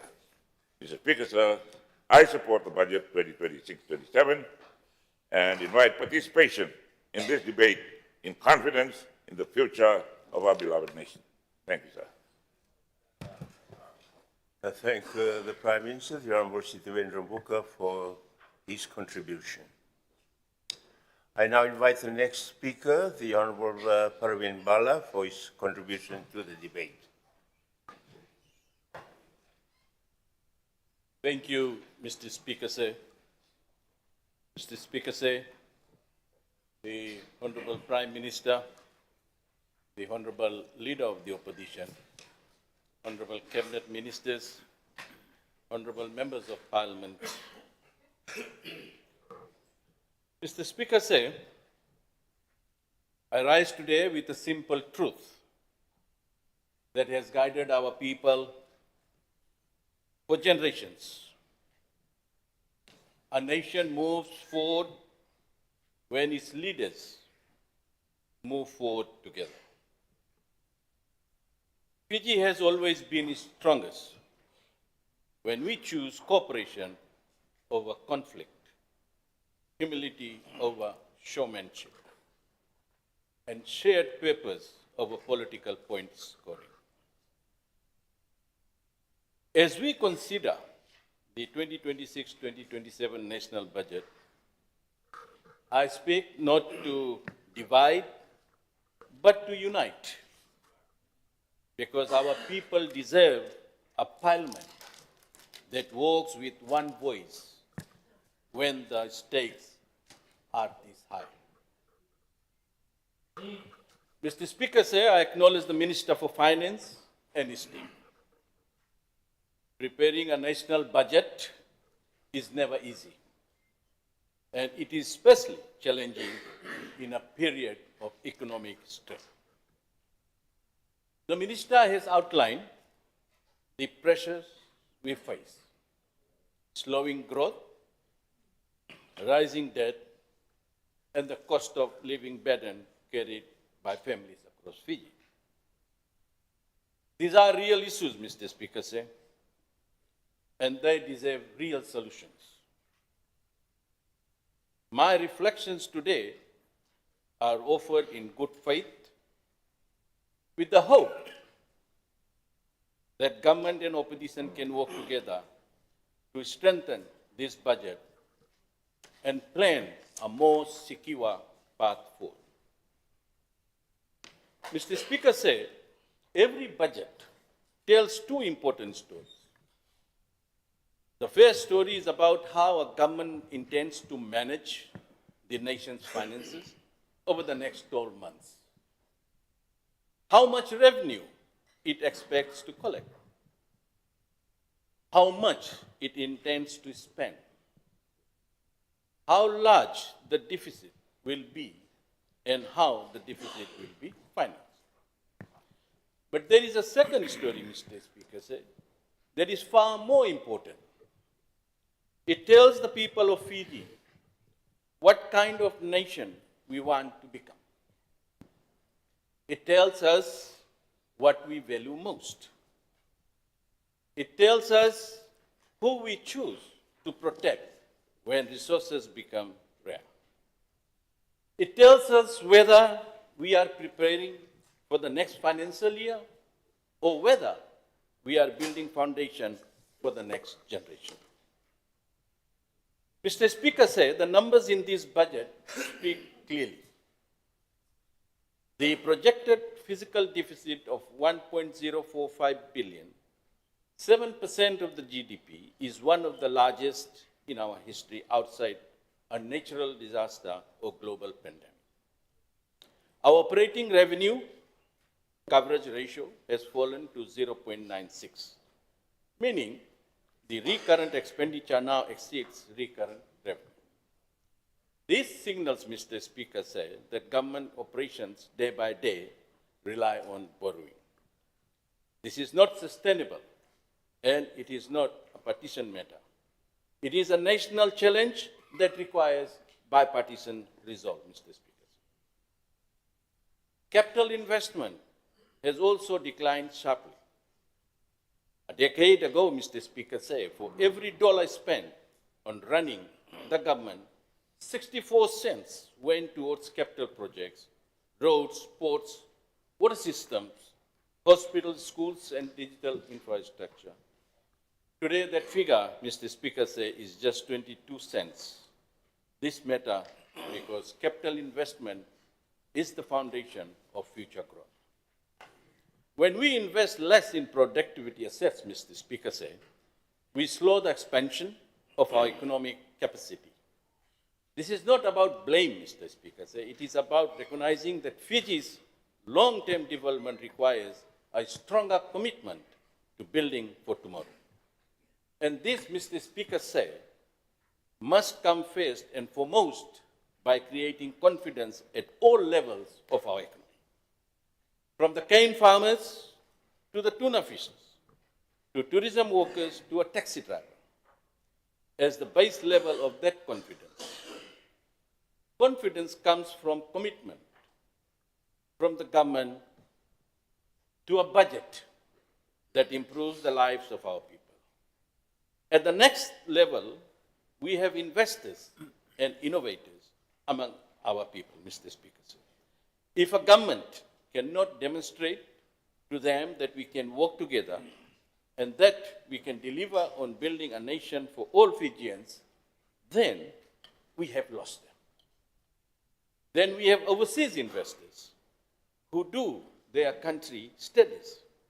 And when they find a divided government, a country caught up in the instability, they move on. And the cycle of not having a confident nation at the leadership level, at the level of governance, and that includes the opposition, means our people are the one who will suffer, Mr. Speaker.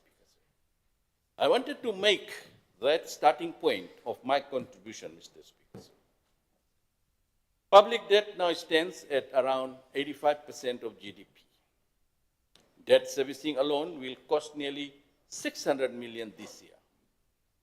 Money, we can say, that money that could otherwise strengthen our health system, improve our schools, or support families struggling with rising prices.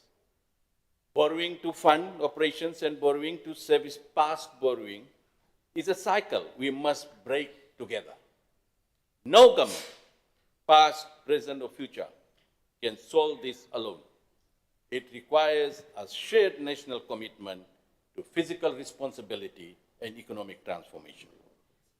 Mr. Speaker, sir, when we examine the expenditure allocation, we see that 82% of the budget is devoted to operating cost, with only 18% directed towards the capital investment. Poverty remains widespread. The cost of living continues to rise. Families face higher prices for food, fuel, and medicine. These realities, Mr. Speaker, transcends political lines. They affect every community, every province, and every household. Mr. Speaker, our infrastructure agencies, Water Authority of Fiji, Fiji Roads Authority, Land Transport Authority, and others receive substantial allocations, yet service delivery challenges continue. Water disruptions continue. Roads deteriorate faster than they are repaired, and public transport remains unreliable for many. We must work together to ensure that these agencies have the capacity, leadership, and long-term planning needed to deliver reliable services, Mr. Speaker. At the same time, Mr. Speaker, we must call out instances when public money is not spent wisely. I come from a family of builders, and the advice for us in construction is to measure twice and cut once. Do a sure job. One example or two examples that I want to cite today, Mr. Speaker, is the Semo Road repairs show a Bailey Bridge being constructed, then removed. Who is counting this cost? Why was the construction done, then taken down, without services its intended purposes, to put us back on the road? And I hope the Honorable Line Minister will perhaps explain in his response. The other one, Mr. Speaker, on my travel to Suva down the King's Highway, I have seen this road construction of a small, maybe 100 meters stretch for the past 2 years. Someone joked that maybe someone had found gold. It is a major civil works exercise, not a road reconstruction, Mr. Speaker.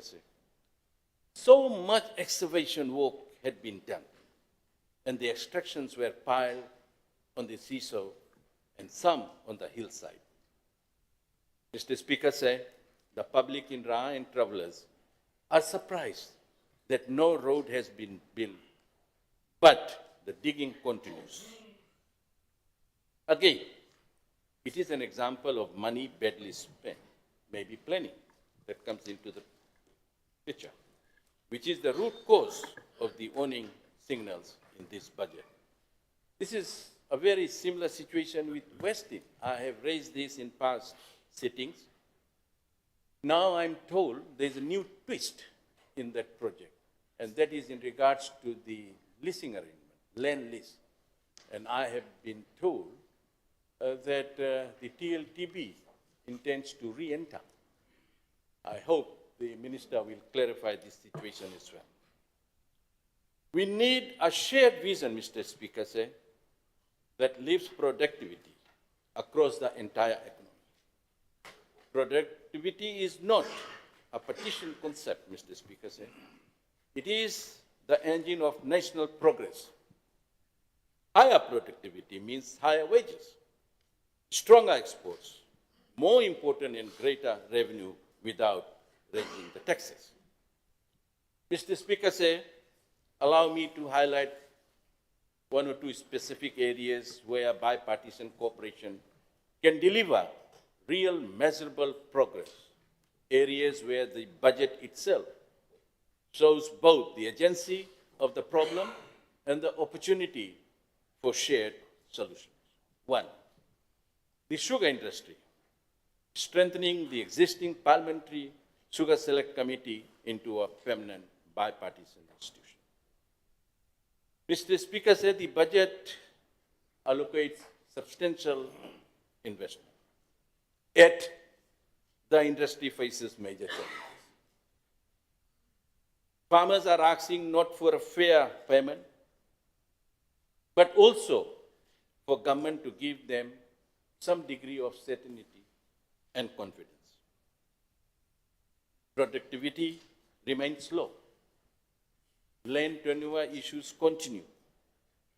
But then that, Mr. Speaker, say, there is a massive loss of confidence. Our farmers need stability and equity in the operation of the industry. Mr. Speaker said the Parliamentary Sugar Select Committee, on which I have had the privilege to serve, has already demonstrated the value of cross-party cooperation. We have engaged farmers, FSC leadership, and technical experts. We have listened to real stories from real families whose livelihoods depend on sugar. Mr. Speaker said, it is also important that we do not continue to rationalize sugar as a sector for Indo-Fijians. We are given a figure of around 20,000 farmers and workers across the industry. And this includes a substantial number of Itoke at all levels. Sugar is a national industry with a national representation of our people. One of the areas where we had a robust reception was in Reki Reki, not to mention Ba, but I can assure Honorable Prime Minister that I've got a sponsorship who has agreed to give 5 sets of boxing gloves. So Minister for Sports, you don't have to worry about that. Traditionally, one of the most productive sugar sectors in Fiji, while we can talk endlessly about those who took down the mill and those who promised to rebuild the mill, this will not address the concerns of these farmers in Ra, Mr. Speaker. Let's move on and look at solutions. We need an independent study on the potential for the Ra sector, with a standalone commercial entity to run the sugar industry, like the CSR did before 1973, without their abuse of power. A diversified sugar industry, Mr. Speaker said, project that once again hooks up the Happy Valley line of Ra with the mill and the Ellington Off. A commercial operation with multiple revenue streams, including biomass electricity generation, sustainable machinery, gas repurposing, is some of the examples that we can work on, Mr. Speaker. Mr. Speaker, I would also like to propose that building on this foundation, I propose that we transform this Parliamentary Sugar Select Committee into a permanent bipartisan institution, and this permanent committee could oversee land tenure, certain frameworks, guide a national mechanization framework, which has been mentioned earlier on by previous speakers, to address the labor shortages, developed a replanting program with measurable annual targets, explore ethanol production, biomass energy, and ensure that subsidies deliver measurable improvements in cane yield. Mr. Speaker said, I have given some examples of wastage of public funds in some areas that we need to control. This is not about pointing figures, Mr. Speaker said. Let me make it very clear. It is about ensuring that every dollar spent on infrastructure delivers real improvement for Fijian families. 2, good governance and accountability, the foundation of service delivery, Mr. Speaker said. Mr. Speaker said a budget is only as strong as the institution that implements it. Good governance is not an optional extra. It is the platform on which service delivery stands. Good governance is not a political slogan. It is the backbone of effective service delivery, Mr. Speaker said. Mr. Speaker said, these examples show that cooperation is not only possible, it is necessary. Fiji's challenges are too complex for any one side of this House to solve alone. Our people expect us to bring our best ideas, not our louder voices. They expect us to build bridges, not walls. The challenges outlined in this budget are serious, but they are not impossible. If we approach them with a nation-building ethos, government and opposition side by side, we can restore that confidence, strengthen institutions, and plan a path towards a sustainable growth. We can build a Fiji where every child has access to quality education, where every family has access to reliable health care, where every community feels secure, and where every citizen believes in the promise of our nation. Let us move forward together, Mr. Speaker, as highlighted by the Honorable Prime Minister. Let us commit to responsible physical management, to long-term economic transformation, to stronger social services, and to institutions that uphold fairness and accountability. Let us place the interests of Fiji above the interests of politics, Mr. Speaker. Our people deserve nothing less. Mr. Speaker, I offer these reflections in good faith and in the hope that this House can work closely to strengthen the budget, refine our priorities, and build a better future for all Fijians. In keeping with my opening sentiments, Mr. Speaker, and with all due respect to the government of the day for their work, the opposition, as mentioned by the Honourable Leader of Opposition, stands ready to contribute, if needed, to share ideas and to support initiatives that advance the national interest. Let us choose partnership over division and unity over discord. As our elders often remind us, a house stands firm when every pillar carries its share. Let us be those pillars. Let us carry our share. Let us build the Fiji our people deserve. Inaka, Pakalevu, and thank you, Mr. Speaker. Thank the Honourable Perwin Bala for his contribution and keeping well within his time allocation. I will now call on our next speaker, the Minister for Fisheries and Forests, the Honourable Alithea Mbanyuvalu, for her contribution to the debate. The Honourable Speaker of Parliament, the Honourable Prime Minister, Honourable Cabinet Ministers and Assistant Ministers, Honourable Leader of Opposition, viewers tuning in live on Parliament's Facebook channel, Nisayanda Vinaka. O wayanda alingani wiki munina wekangu, nakai vingu, akokai, lawokai, lawarkai. Iwarorong ikumana munin, wendalani wa uranga, kena weasai ura. Honourable Speaker, firstly I'd like to thank the Almighty God for His protection, guidance and direction, enabling us to gather here this afternoon. Honourable Speaker, I rise to make my contribution on the fourth national budget of the coalition government, a significant milestone that underscores the solidarity, relentlessness, and stability of our government, led by the Honourable Prime Minister, Sithiben Rabuka. Honourable Speaker, I would like to applaud the Minister for Finance and his team for a well thought out and well articulated budget that takes into account the benefits for all Fijians. Honourable Speaker, at a time when most countries around the world struggle to navigate around the current economic uncertainty, climate-related risks, and evolving global markets, Fiji, through this budget, is choosing a long-term sustainable economic pathway by focusing on investing in the sectors that will deliver long-term resilience. It recognizes that sustainable development is not achieved through short-term measures, but through deliberate investments that strengthen communities, protect our natural resources, and expand opportunities for future generations. Honourable Speaker, this is a responsible budget for a sustainable future. It recognizes that responsible government is not measured simply by today's expenditure, but by the investments we make to secure tomorrow's prosperity.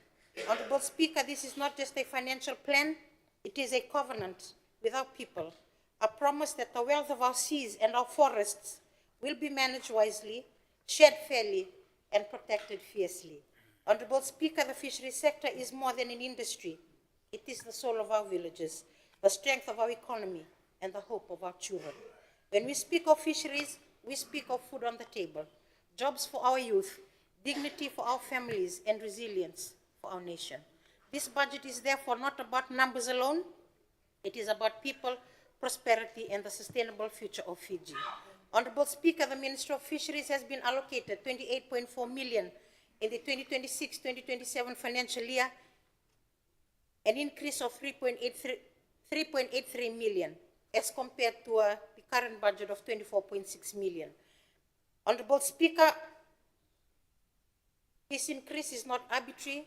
It reflects a strategic focus and provides confidence and direction for investing in our resource owners. Honorable Speaker, operating expenditure has been reduced by 581,200, requiring tighter controls on wages, allowances, travel, and maintenance. Capital expenditure, Honorable Speaker, has increased by 4.7 million, prioritizing on infrastructure, research facilities, and grants that will strengthen long-term resilience and productivity. Honorable Speaker, with the budget provision for the fiscal year,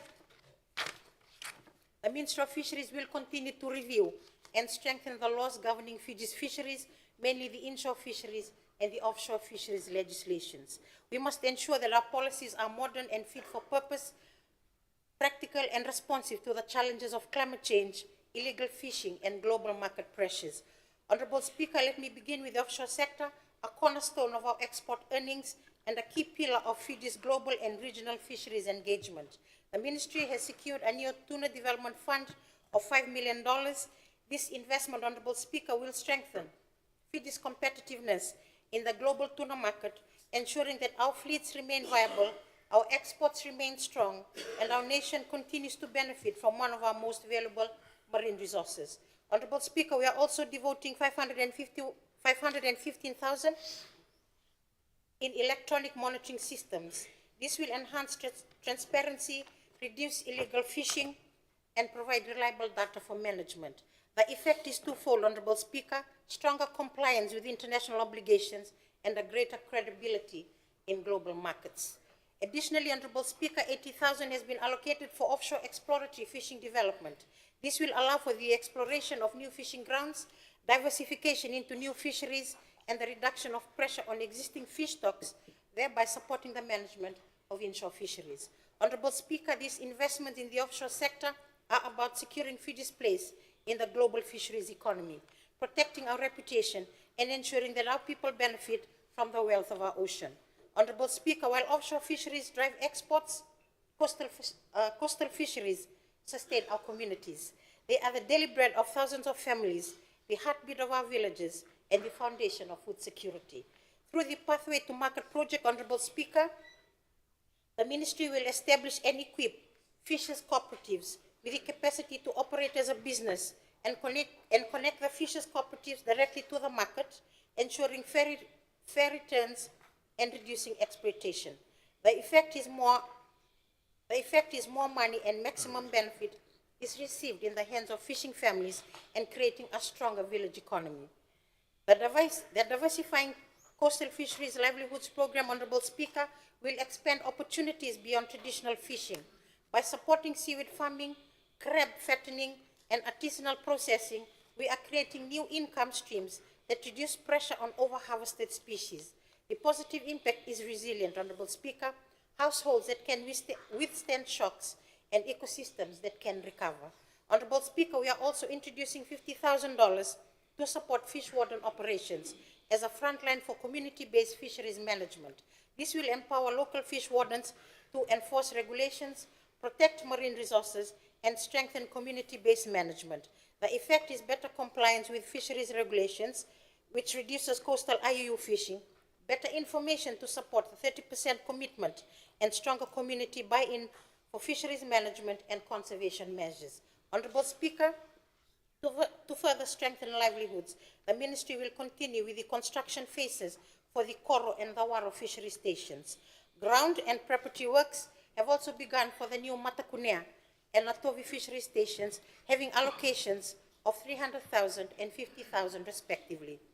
A total of 480,823, Honorable Speaker, is also assigned for the purchase of the Vanombalabu and Lebuka ice machines and other salt flake ice machines. These facilities, Honorable Speaker, will reduce post-harvest losses, improve product quality, and extend the shelf life of fish.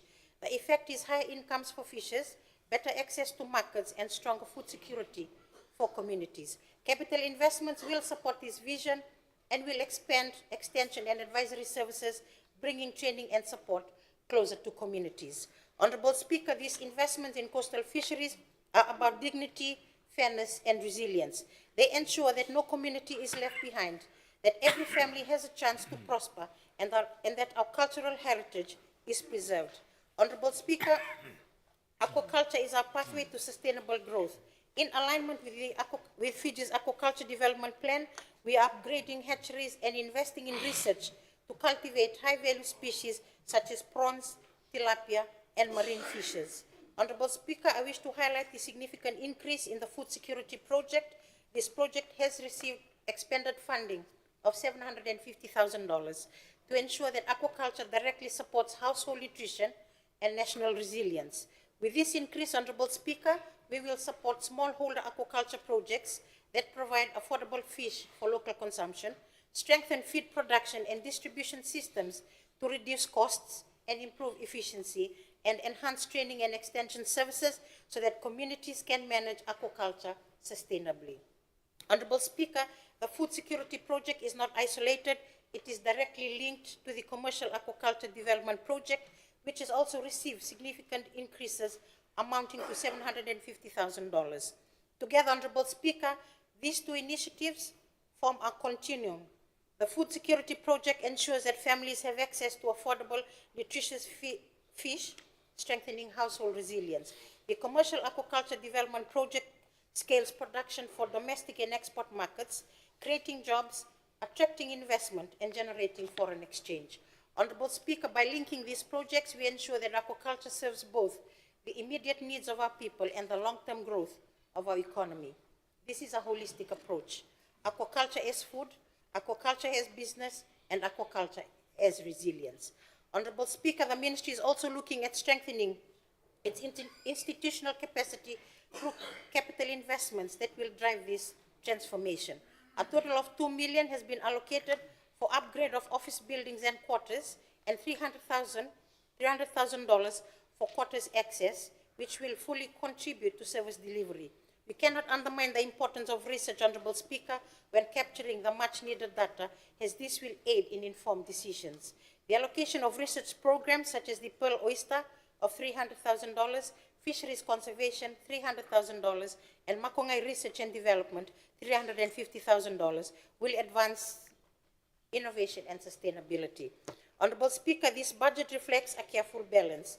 Reduction in operating lines ensure physical discipline. Increases in capital lines ensure long-term growth and sustainability. This is a budget that tightens the belt today so that we can build capacity for tomorrow. It is a budget that invests in resilience, innovation, and prosperity. Honorable Speaker, as we look ahead, the Minister of Fisheries stands committed to ensuring that the prosperity of our nation flows from the strength of our oceans and the resilience of our people.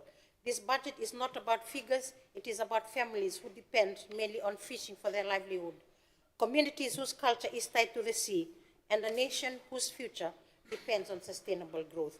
Honorable Speaker, we pledge to use every allocation wisely, transparently, and with purpose to build stronger livelihoods, to protect our marine resources, and to create opportunities that will endure. Our vision is clear: a fisheries sector that is economically vibrant, environmentally sustainable, and socially inclusive. Honorable Speaker, I am pleased to share with this August House that as of today, our budget utilization rate sits at 90%, and we hope to achieve more than this come month's end. Honorable Speaker, a truly responsible budget invests in sectors that generate long-term economic returns, protect national assets, and improve the well-being of future generations. Honorable Speaker, forestry is one such sector. Our forests are not merely a source of timber. They are natural infrastructure. They secure our water supplies, protect our soils, support biodiversity, store carbon, strengthen climate resilience, create employment, and sustain thousands of rural livelihoods. Every dollar invested in forestry today, Honorable Speaker, delivers dividends for generations to come. For these reasons, Honorable Speaker, I acknowledge the continued confidence that government has placed in the Ministry of Forestry through the allocation of 25.7 million under the 2026-2027 national budget. In addition to this budgetary allocation, Honorable Speaker, the Minister of Forestry has also been proactively working with international donors to provide additional funds for some of its core activities, such as forest landscape restoration and climate change mitigation and adaptation. Honorable Speaker, responsible budgeting requires us to view forestry not as an expense, but as long-term national investment. Healthy forests reduce future costs associated with flooding, erosion, water insecurity, and climate impacts, while generating sustainable economic activity through timber production, carbon finance, ecotourism, and value-added processing. With 56% allocated to operating expenditure, Honorable Speaker, and 44% to capital investment, this budget of 25.7 million will allow the ministry and the sector to respond to emerging challenges and new opportunities. Honorable Speaker, while contributing to GDP, the forestry sector supports thousands of jobs, contributes to export, supplies domestic construction, supports downstream manufacturing, and reduces import dependence. One of the key priorities of this budget, Honorable Speaker, is the continued restoration of Fiji's forest landscapes through well-planned reforestation programs that balance ecological restoration with economic development. The allocation of 2 million for the reforestation of degraded forest project represents a responsible investment that reduces future environmental liabilities. It demonstrates government's commitment to reversing forest degradation while strengthening the country's natural capital, hence going beyond just planting trees. Honorable Speaker, Fiji's national commitment to planting 30 million trees over 15 years continues to progress strongly, with over 27 million trees already planted to date. This achievement reflects the collective effort of landowners, communities, schools, faith-based organizations, development partners, and citizens working together in environmental stewardship. Honorable Speaker, I extend my heartfelt appreciation to each one of them. In addition, Honorable Speaker, the Ministry will continue working closely with the Fiji Pine Limited and Fiji Hardwood Corporation to expand plantation development nationwide. While commercial plantations remain important for supporting the timber industry, equal emphasis is placed on indigenous species, fruit trees, and non-wood forest products. This balanced approach strengthens the resilience of forests to enhance and maintain ecosystem health, supports biodiversity, and enhances sustainable rural livelihoods across Fiji. Honorable Speaker, I'm also pleased to highlight the recent signing of the project agreement by the Ministry of Forestry on behalf of the Government of Fiji and the Food and Agriculture Organization of the United Nations for the Forest Landscape Restoration for Climate Benefits and Resilience Project, valued at $52 million and funded by the Green Climate Fund. This landmark initiative, Honorable Speaker, represents the largest investment ever made in forest landscape restoration in Fiji's forestry sector. Honorable Speaker, this investment also demonstrates responsible fiscal management, and every dollar secured from international climate finance reduces pressure on the national budget while allowing Fiji to accelerate restoration, resilience, and sustainable development. Another important pillar of this budget is the commercial maritime pine subsidy.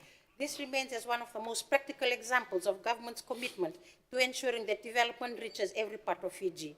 Honorable Speaker, for many years, geographical isolation has limited commercial potential of pine resources located within our maritime islands.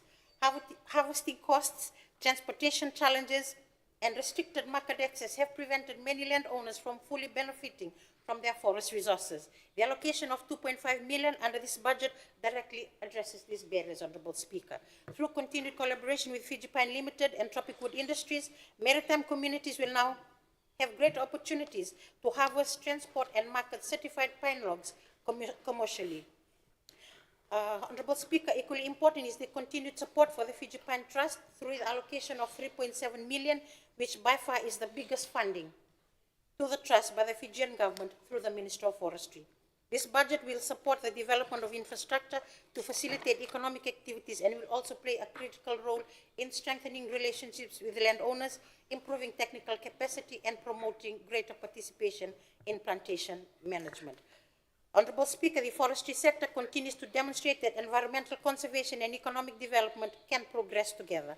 The allocation of 1.5 million for the Maritime Pine Development Project will continue supporting communities throughout Kandawu, Lau, and Lomaiviti by expanding commercial forestry activities while improving household incomes. Honorable Speaker, the benefits of these programs extend well beyond timber production and contribute directly towards improving housing, education, healthcare, transportation, and community infrastructure. These are tangible improvements that strengthen livelihoods and provide opportunities for future generations. Honorable Speaker, government also continues to recognize the importance of empowering mahogany resource owners. The total funding of 0.6 million allocated to Fiji Mahogany Trust and the Fiji Mahogany Development Project will strengthen institutional support, improve engagement with landowners, and expand awareness and capacity building programs throughout mahogany growing regions. At the same time, Honorable Speaker, the Ministry will continue supporting micro, small, and medium-sized forestry enterprises through targeted subsidy programs that reduce operating costs, encourage value-adding processing, and strengthen domestic production. With a total budget allocation of 0.2 million, the forest subsidy project is aimed at creating employment, stimulating entrepreneurship, and contributing to a more resilient forestry industry that delivers benefits across the entire value chain. Honorable Speaker, the budget also recognizes that no sector can thrive without capable people leading it. As our forestry industry evolves, so too must the skills, knowledge, and professionalism of those entrusted with managing one of Fiji's most valuable natural resources. The allocation of 0.8 million to upgrade the forestry training center at Dolisuva and 0.7 million for the Timber Industrial Training Center in Isinu represent far more than an infrastructure project. It is an investment in people.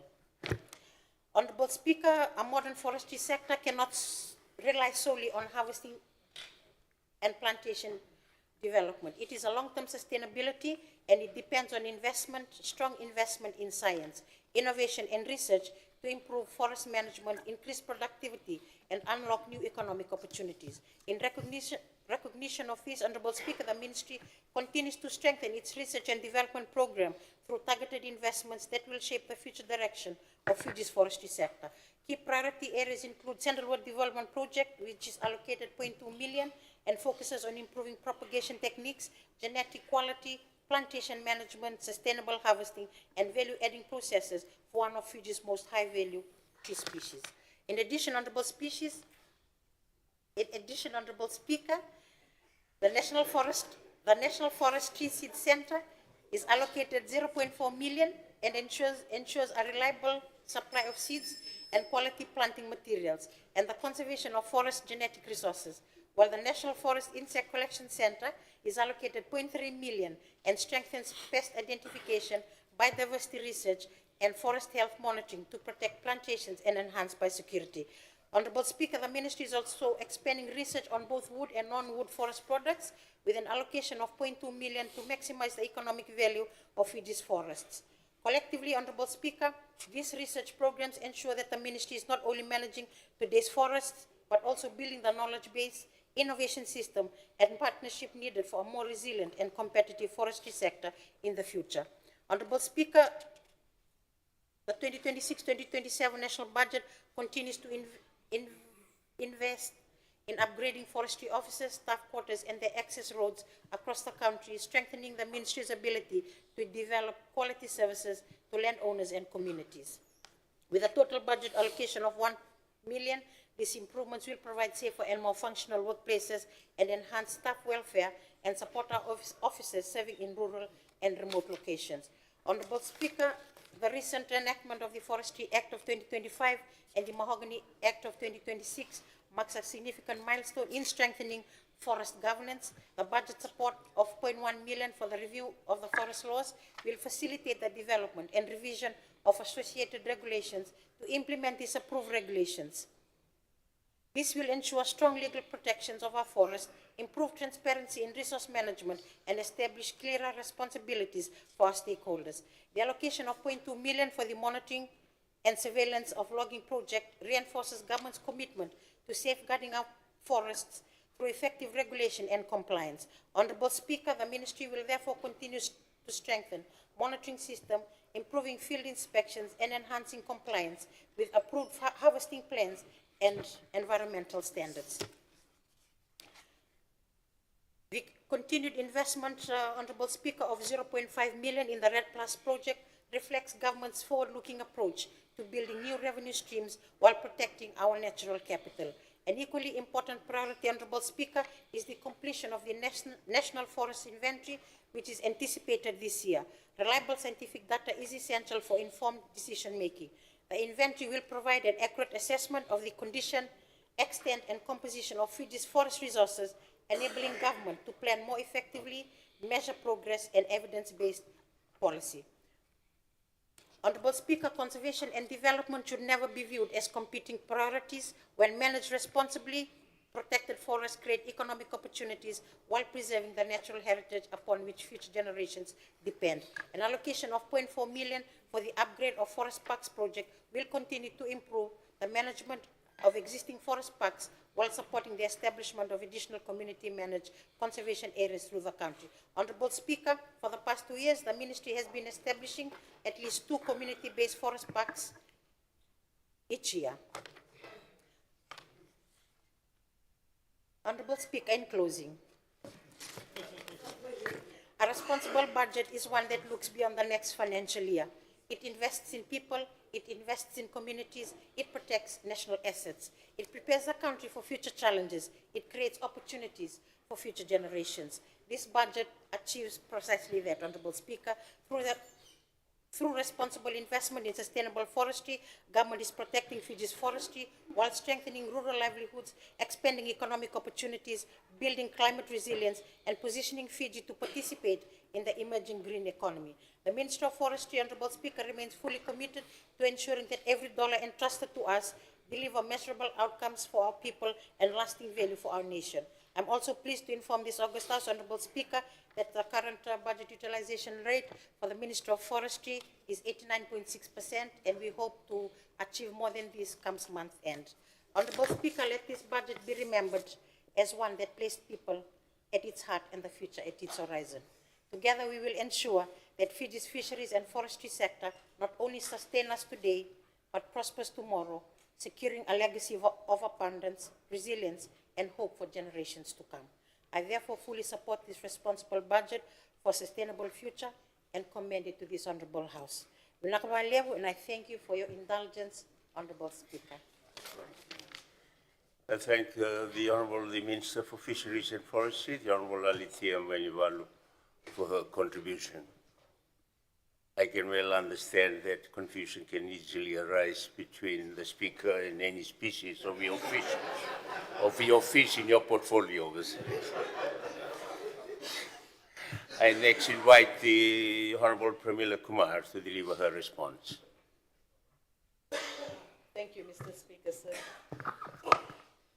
Mr. Speaker, sir, I rise to respond to the Minister of Finance national budget estimate delivered for 2026-2027 financial year. The Minister's theme for this budget is a responsible budget for a sustainable future.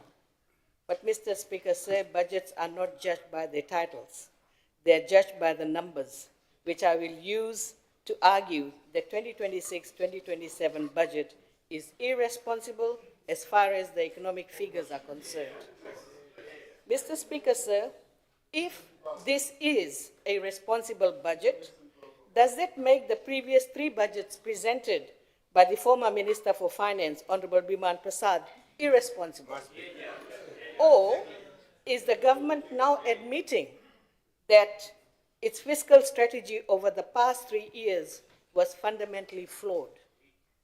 Does the minister believe that the substantial increases in government expenditure and operating expenditure over the past 3 financial years were physically irresponsible?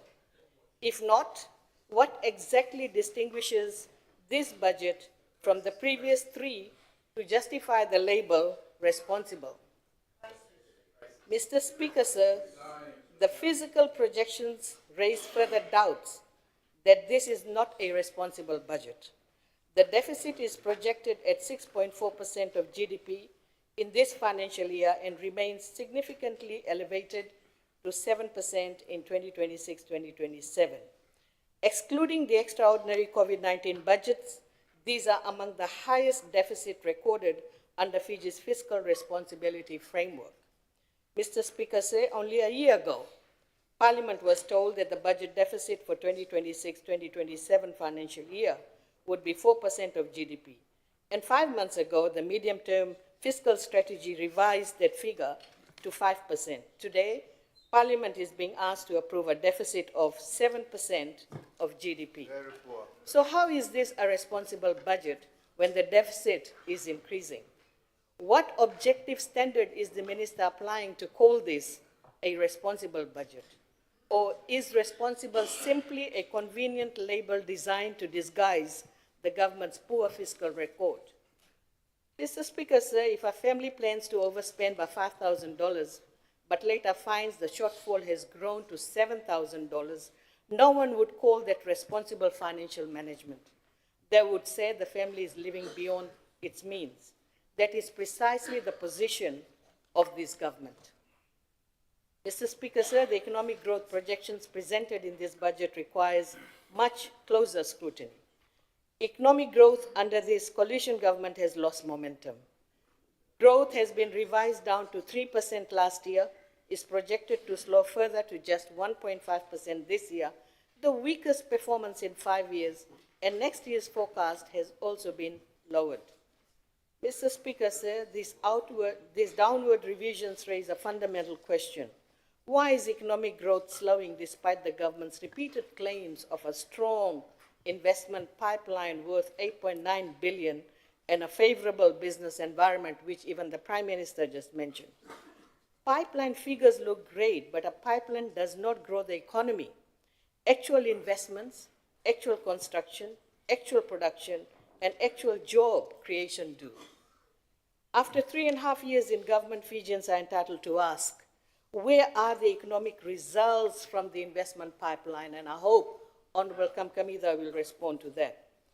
If the investment pipeline is as strong as they claimed, why has it not translated into higher growth? Mr. Speaker, sir, the government also points to increased public investment as evidence of its economic management.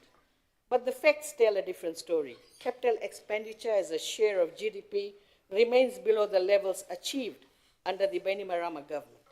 At that time, many of the private sector projects being presented as achievements of this government were initiated, approved, or already underway before 2023.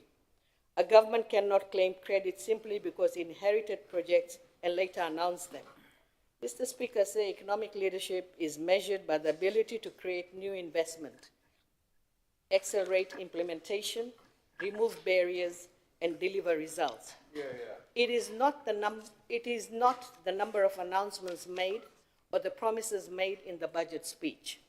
It is whether businesses are investing, whether productivity is improving, whether jobs are being created, and whether households are feeling the benefits. The evidence before us is clear. Slower growth, downward revisions of forecasts, and weaker capital investments do not support the government's optimistic narrative. The government must explain why, after 3.5 years, its promised investment momentum has not translated into stronger economic performance. Mr. Speaker said during the 2023 budget debate, the former Minister for Finance, Honorable Prasad, spoke about reducing government expenditure and public debt by almost $1 billion. And I ask honorable members to revisit the Hansard. Those commitments were presented as the foundation for the government's fiscal strategy. Now we see the government has drifted away from that strategy. Very poor. This budget alone increases public debt by $1.4 billion. Yet we are asked to believe it's a responsible budget. Mr. Speaker, sir, at the end of this government's term in office, Fiji's debt is projected to have increased by approximately $3.4 billion. That is more than what the previous government borrowed during COVID-19 pandemic to protect lives and to keep the economy afloat. So the question is, what is this government's justification for borrowing? Where is the fiscal restraint it promised? Mr. Speaker, sir, the budget itself provides the answer. Public debt is rising because this government keeps borrowing to sustain itself. Fijians are not paying more in taxes to fund a bigger government, while they continue waiting for basic infrastructure and essential services. Mr. Speaker, sir, 82% of total expenditure is allocated to salaries, wages, utilities, and day-to-day running of government, and only 18% is allocated for capital investment. And this share will continue to fall because our debt is rising. Unlike during the Bainimarama government, where 70% was for operational and 30% for capital works. So when people are asking for schools, electricity, roads, and bridges, the government has limited funds to deliver these. Mr. Speaker, in the last financial year, capital expenditure was budgeted at 926.6 million, later revised to 792 million, with 135 million unutilized. So we can hear a long list of projects that will be done by this budget, but when we go through the budget supplement, we can see actually what you have delivered. For this budget, capital expenditure is further reduced to 876 million, with no time on hand to deliver these projects because the election is looming. What does 18% capital allocation mean, Mr. Speaker, sir? It means a growing share of borrowed money is supporting consumption rather than creating productive assets that will expand the economy, generate future revenue, and improve Fiji's productive capacity. So I ask the Minister, how can this be described as a responsible budget when debt is rising, capital investment is declining, and a larger portion of borrowing is being used to sustain fixed expenses rather than build the nation's future? Mr. Speaker, sir, this is further confirmed by the government's own operating cash position. The budget records a negative operating cash flow of approximately 177 million. In simple terms, government's revenue is no longer sufficient to meet its operating expenses, and that is the reality. This situation is a direct result of policy choices the government made without understanding how money works. Absolutely. They came to govern the country with no sound policies and no sound plans. And today, the consequences of their policy choices are evident through high public debt. Mr. Speaker, sir, one of the government's earliest major fiscal decision was the write-off of approximately 600 million in student debt. Whatever our views are on this decision, it added approximately 600 million to the government's liabilities overnight, increasing the burden on public finances. Going forward, every year the government must fork out about 160 million for free tertiary education, and this number will continue to increase. Since that policy choice, government borrowing has increased by more than 2 billion, and this budget proposes a further increase in public debt. Similarly, the government significantly expanded the number of tertiary scholarships by lowering the qualifying cutoff marks and substantially increasing the pass rates for Year 12 and Year 13 students. Mr. Speaker, sir, I'm not questioning the policy objective of expanding access to higher education. I'm questioning its fiscal sustainability or affordability. Even Australia and New Zealand cannot afford this. They are the ones who are supporting our budget. Yet, without any money in our pocket, we want to do all these things. Can Fiji afford to continue expending fully funded tertiary scholarship when public debt continues to rise? Economic growth is slowing, and the government itself says reducing the fiscal deficit has become an economic necessity. These are the difficult questions this government must answer. Mr. Speaker, sir, over the past 3.5 years, this government has significantly expanded the size of civil service by 50%, resulting in a huge wage bill. The question is not whether government needs more public servants. The question is whether Fiji can afford an ever-expanding public service. Mr. Speaker, sir, my question is, do we need government to undertake functions that could be delivered more efficiently by the private sector? The fundamental role of government is to provide essential public goods and services that the private sector cannot provide, not to expand the size of the public service where most cost-effective alternatives exist. Mr. Speaker, sir, the challenge facing Fiji is restoring fiscal discipline by correcting policy choices that have weakened the country's financial position.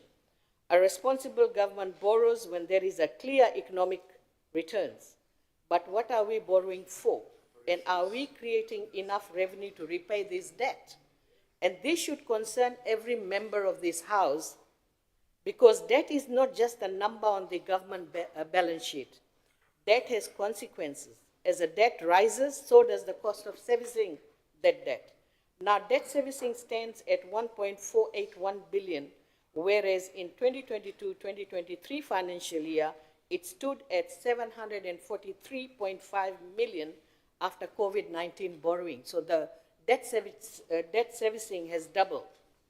Mr. Speaker, sir, every additional dollar spent on interest payment is a dollar that cannot be spent on infrastructure and services that directly benefit our people. The warning signs are becoming increasingly difficult to ignore. The IMF has assessed Fiji's public debt as remaining high and subject to elevated risk. These assessments raise a fundamental question: if debt was truly on a firm downward trajectory, as the government and the Fiscal Review Committee assured the public, why does IMF continue to identify public debt as a significant fiscal risk? Mr. Speaker, sir, we cannot continue to rely on optimistic projections while debt continues to rise and interest costs consume a larger share of government revenue. Mr. Speaker, sir, fiscal responsibility is not measured by promises made in budget speeches. It is measured by results, and the results are clear: higher debt, higher interest cost, increasing borrowing, and more vulnerable fiscal position. The government increased direct and indirect taxes on the pretext of reducing public debt. Instead, the debt has continued to increase. It is time for the government to acknowledge these realities and present a credible plan to restore fiscal discipline and rebuild fiscal resilience before it's too late. Mr. Speaker, sir, the coalition government came to office on 3 clear economic promises. 1, to reduce the cost of living; 2, to eliminate wasteful government spending; and 3, to place Fiji on the path to lower public debt. After almost 4 years in office, what is their record? The cost of living has substantially increased. Families are facing higher prices, higher taxes, and increased pressure on household budgets. The government's wasteful spending has continued. The operating expenditure has expanded from 3.6 billion in 2023 to 4.9 billion projected for this budget, with a larger cabinet size, more ministries, increased administrative costs, and limited evidence of the promised efficiency gains.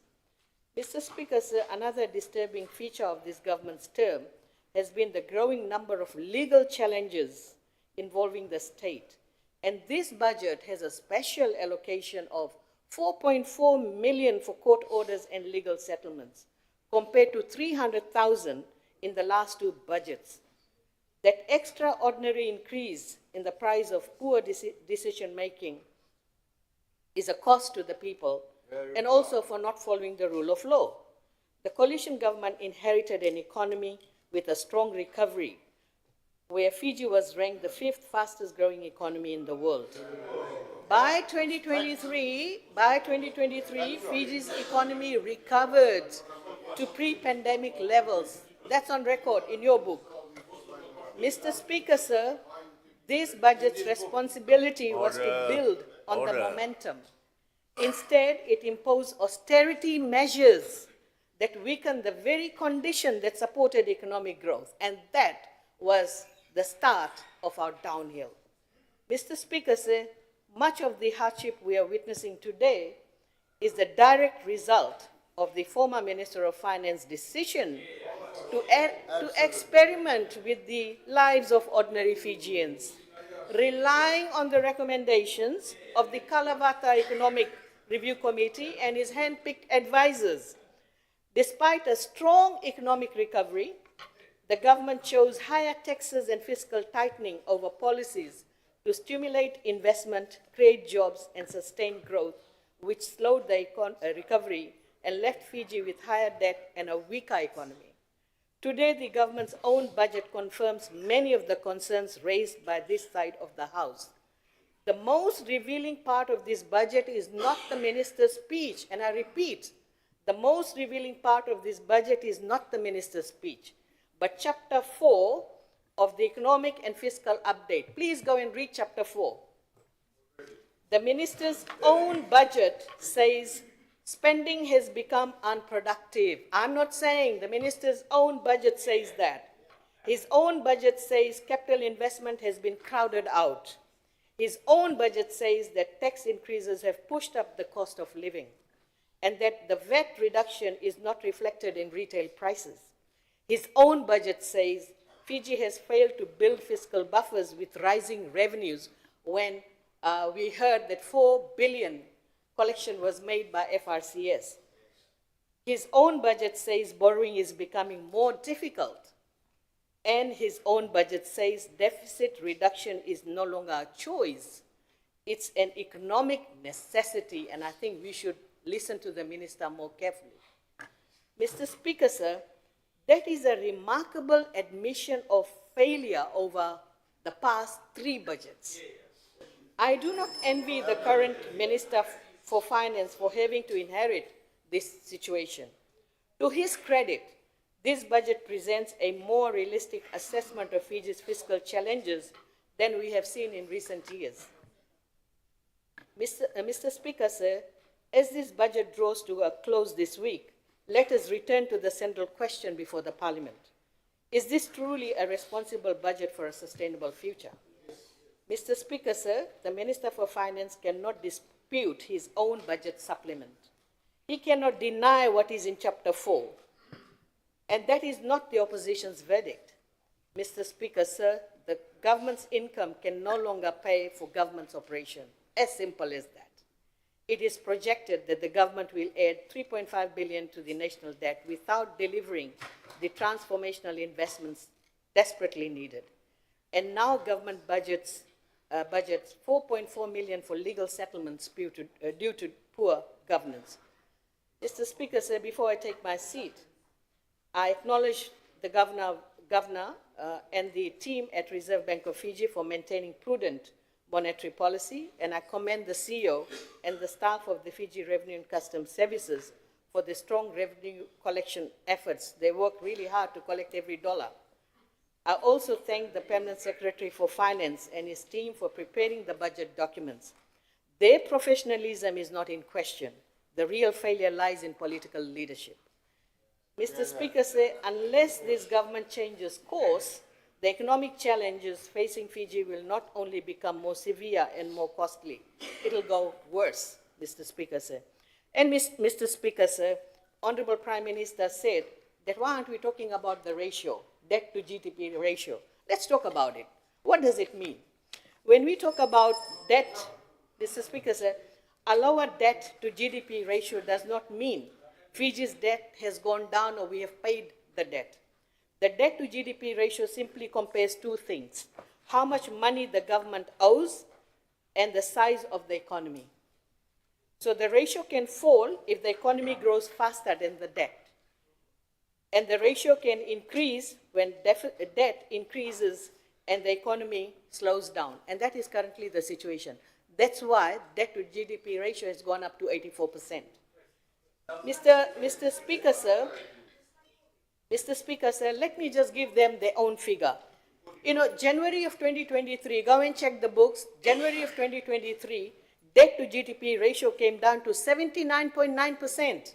You had just entered the parliament. Did you pay the debt? Did you do anything? No, you didn't. Why? Because during that time, the borders opened, the economy took off, the businesses started, and the money started coming in. So automatically, the debt to GDP reduced. So debt to GDP, when it comes down, doesn't mean you've paid the debt. The debt is still there. So, Mr. Speaker, sir, unless this government changes course, as I said, the economic challenges facing Fiji will only become more severe and costly. And for these reasons, I cannot support this budget. Thank you, Mr. Speaker, sir.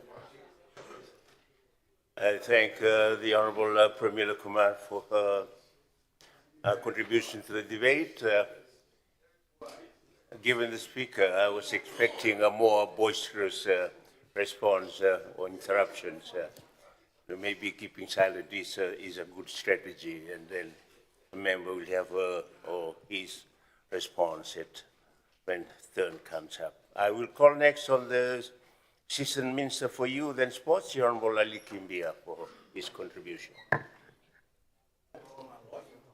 Thank you, Honorable Speaker, the Honorable Prime Minister, Honorable Ministers, the Honorable Leader of the Opposition, Honorable Members of Parliament, and to everyone listening throughout Fiji, Nisam Buleminaka and greetings to you all. I rise today in support of the 2026-2027 National Budget, appropriately themed a responsible budget for a sustainable future. At the outset, I congratulate the Honorable Prime Minister and also the Honorable Minister for Finance and the dedicated staff for presenting a budget that seeks to strengthen Fiji's economy while continuing to invest in the well-being of our people. Honorable Speaker, the budget has been prepared at a time when the global economy remains uncertain. Many countries continue to face inflationary pressures, volatile markets, high fuel prices, and the increasing impacts of climate change. These challenges have affected governments around the world, and Fiji, as a small island developing state, has not been immune to those pressures. Against this backdrop, government has been required to make difficult choices. Every budget involves balancing immediate national priorities with long-term fiscal responsibility. It requires careful judgment, prudent management, and a clear understanding that every dollar invested today must contribute to a stronger and more resilient Fiji tomorrow. That is why this budget deserves to be assessed not simply by the size of its allocations, but by the opportunity it creates and the confidence it gives our people about the future. Honorable Speaker, as this parliamentary term gradually draws to a close, I've also taken time to reflect not only on this national budget, but also on the way we as members of parliament approach these annual debates. Having now participated in 3 budget debates, as also one of the youngest members of this august house, I have the privilege of listening to the experienced members from both government and opposition. Those debates have reminded me that parliament performance is best when different ideas are examined with honesty, respect, and a genuine desire to improve the lives of our people. Debate is fundamental to democracy. We as government have a responsibility to explain our policies and justify the decisions we have made. The opposition have an equally important responsibility to scrutinize those decisions and hold government accountable for the use of public resources. Both roles are essential because they strengthen public confidence in our democratic institutions. Honorable Speaker, my reflection, however, goes beyond the debate itself. I've come to appreciate that every budget discussion should begin with a simple question: what matters most to the people who entrusted us with their votes? That question should shape every contribution we make in this chamber. It should remind us that behind every allocation, every policy, and every program is a family hoping for greater security, a young person looking for opportunity, a business striving to grow, and a community working towards a better future. As the Assistant Minister for Youth and Sports, I'm particularly mindful that many of those expectations rest with our younger generation. Young Fijians are not simply waiting for opportunities, they are preparing themselves to contribute to our nation's future. They want access to quality education, relevant skills, meaningful employment, and positive pathways through sports, leadership, and community service. The decisions we make in this House today will influence whether those aspirations become reality. It is with that perspective, Honorable Speaker, that I offer my contributions to this budget debate. Honorable Speaker, when we debate a national budget, it is easy to become absorbed in figures, appropriations, and physical projections. While these are essential to sound financial management, they are not what most Fijians remember when the debate is over. What they remember is whether this budget gives them confidence that tomorrow can be better than today. Across our countries, families are asking practical questions. Can they continue to meet the rising cost of living every day? Will there be stable employment and new opportunities for those entering the workforce? Will their children receive the education and training needed to build successful lives? Will healthcare remain accessible when they need it the most? Those are not abstract economic questions. They are the realities that shape daily life for thousands of Fijians throughout the country. For many young people, the questions are equally important. They are asking whether their hard work at school or through vocational training will lead to meaningful employment. They want opportunities to develop their talents, contribute to their communities, and build independent lives. They are looking for pathways that reward effort, encourage innovation, and give them confidence to remain and invest in Fiji's future. That is why investment in youth development are not simply social programs. They are investment in national productivity, social stability, and long-term economic growth. Honorable Speaker, the same principle applies to sports. Sports is often recognized for the pride it brings to our nation on the international stage, but its greatest contribution begins much closer to home. It teaches discipline, teamwork, and resilience. It keeps young people engaged in positive activities. It promotes healthier communities and creates opportunities for leadership, inclusion, and national unity. Every investment we make in community sport, athlete development, and sporting infrastructure is also an investment in stronger families and stronger communities. That is why I welcome this budget continued commitment to both youth and sports, recognizing that these sectors are not expenses to be managed, but strategic investment in Fiji's future.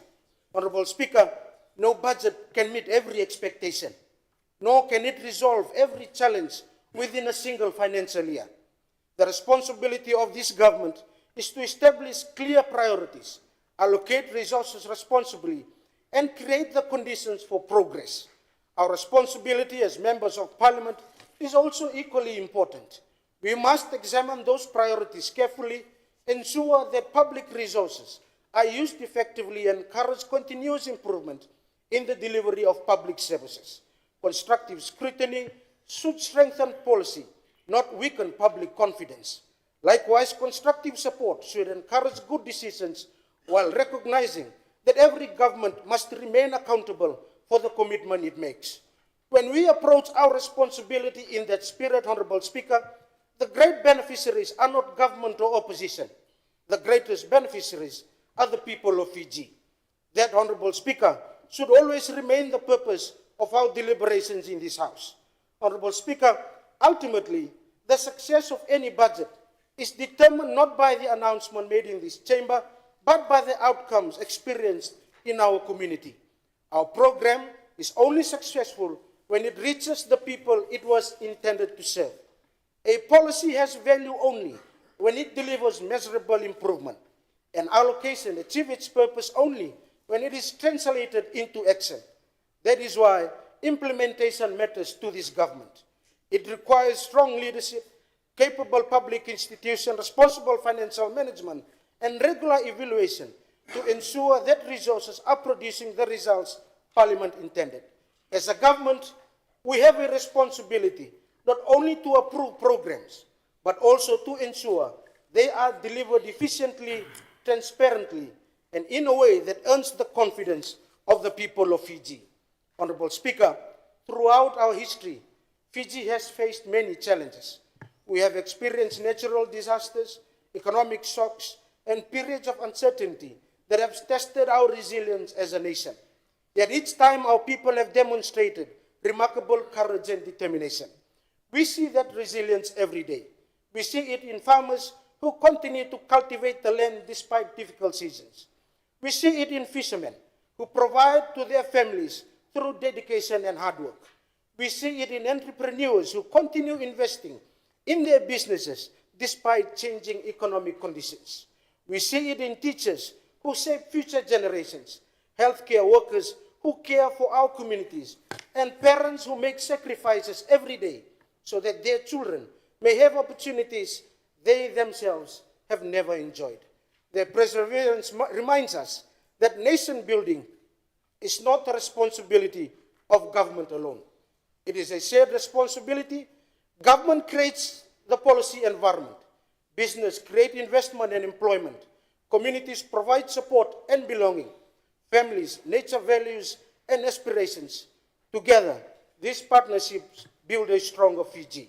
Honorable Speaker, this is why our investment in young people deserves special attention.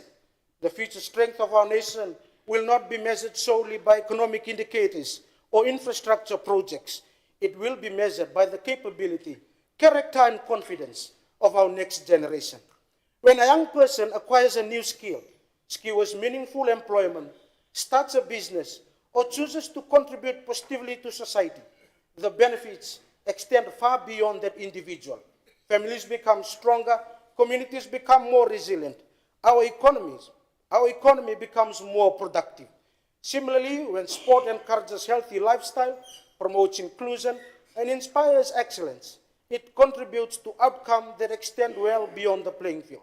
It develops discipline, strengthens social cohesion, and creates role models who inspire others to pursue their own ambitions. These are lasting investments that continue to deliver benefits long after the financial year is ended. Honorable Speaker, for these reasons, I welcome the continued commitment in this budget to programs that expand opportunities for our young people, strengthen community participation, and promote sporting development throughout Fiji. This investment reflects an understanding that sustainable development is achieved not only through economic growth, but also through developing capable, healthy, and engaged citizens. As we move into the new financial year, our collective responsibility is clear. We must ensure that commitments contained in our budget are implemented effectively, monitored carefully, and reviewed honestly. That is how we transform appropriations into outcomes, policies into progress, and public confidence into lasting national development. Honorable Speaker, I return to the simple question I posed earlier. What matters most to the people of Fiji? Ultimately, they want a country where hard work is rewarded, where young people have genuine opportunities to succeed, where families can look to the future with confidence, and where government continues to act responsibly in managing the nation's resources. Those aspirations are shared across every province, every community, and every generation. They also remind us the decisions we make in this House carry responsibilities far beyond our parliamentary term. Every budget is an investment in the kind of Fiji we hope to leave to those who come after us. It is therefore our duty to ensure that today's decision strengthens tomorrow's opportunities. Honorable Speaker, I'm particularly encouraged that this budget continues to recognize the important role of our young people in shaping our nation's future. Young Fijians are not merely beneficiaries of government programs, they are innovators, volunteers, entrepreneurs, athletes, community leaders, and future decision makers. When we invest in their education, strengthen skills development, encourage entrepreneurship, and create pathways through sport, we are investing in the leadership, productivity, and resilience of Fiji itself. Equally, our continued support for sports reflects an understanding that success is measured not only by medals won on the international stage, but also by stronger communities, healthier lifestyles, and the values of discipline, teamwork, and respect that sports helps instill our people. These are investments whose returns will be measured over by generation. Honorable Speaker, no budget is ever perfect. Every budget requires choices. Every budget reflects the realities of its time. What matters is that we continue to listen, continue to improve, and continue to ensure that public resources are managed with integrity, transparency, and accountability. That is how confidence is built, that is how trust is earned, and that is how we strengthen partnership between government and the people that we are privileged to serve. Honorable Speaker, the Fiji we build today depends on the decision we make today. Now, to conclude, Honorable Speaker, please allow me to respond to some of the members of the opposition that who have spoken before me, continue to refer to the last government achievements.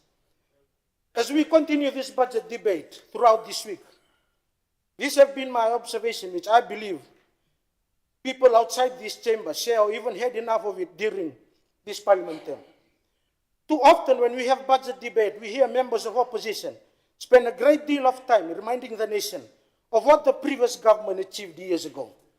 Honorable Speaker, there is nothing wrong with acknowledging. Honorable Speaker, I want to remind them that there is nothing wrong with acknowledging past accomplishments.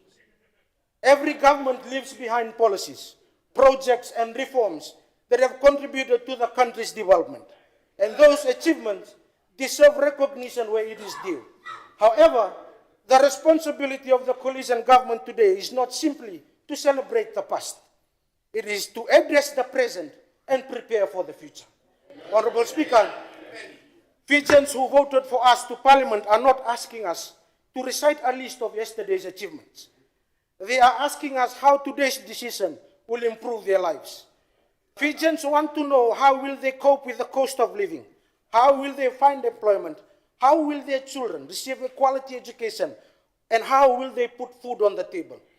Our debates should reflect those concerns. Honorable Speaker, when we spend too much time looking backward, we risk overlooking the challenges that require our attention today.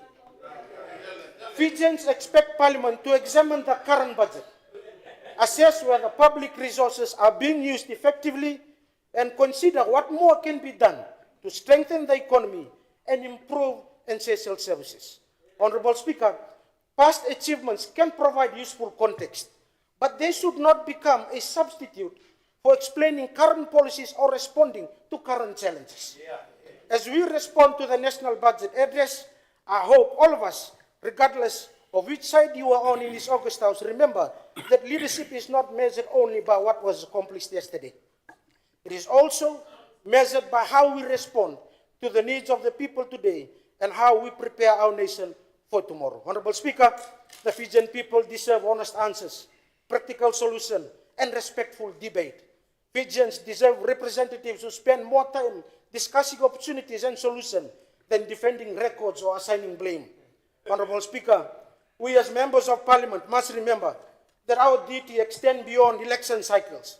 Whether we sit on government benches or in the opposition, we are all entrusted with representing the interest of the people. To the people of our nation, let me say this: continue to make your voices heard, share your experiences, participate in your communities, and hold all of us, regardless of political parties or status, to a high standard of service and accountability. With that, Honorable Speaker, I support the budget. I thank the Assistant Minister for Youth and Sports, Honorable Ali Kimbia, for his contribution. Honorable members, I think that now is a convenient time to take our lunch break. So, honorable members, our deliberation is suspended and the House will resume in 1.5 hours.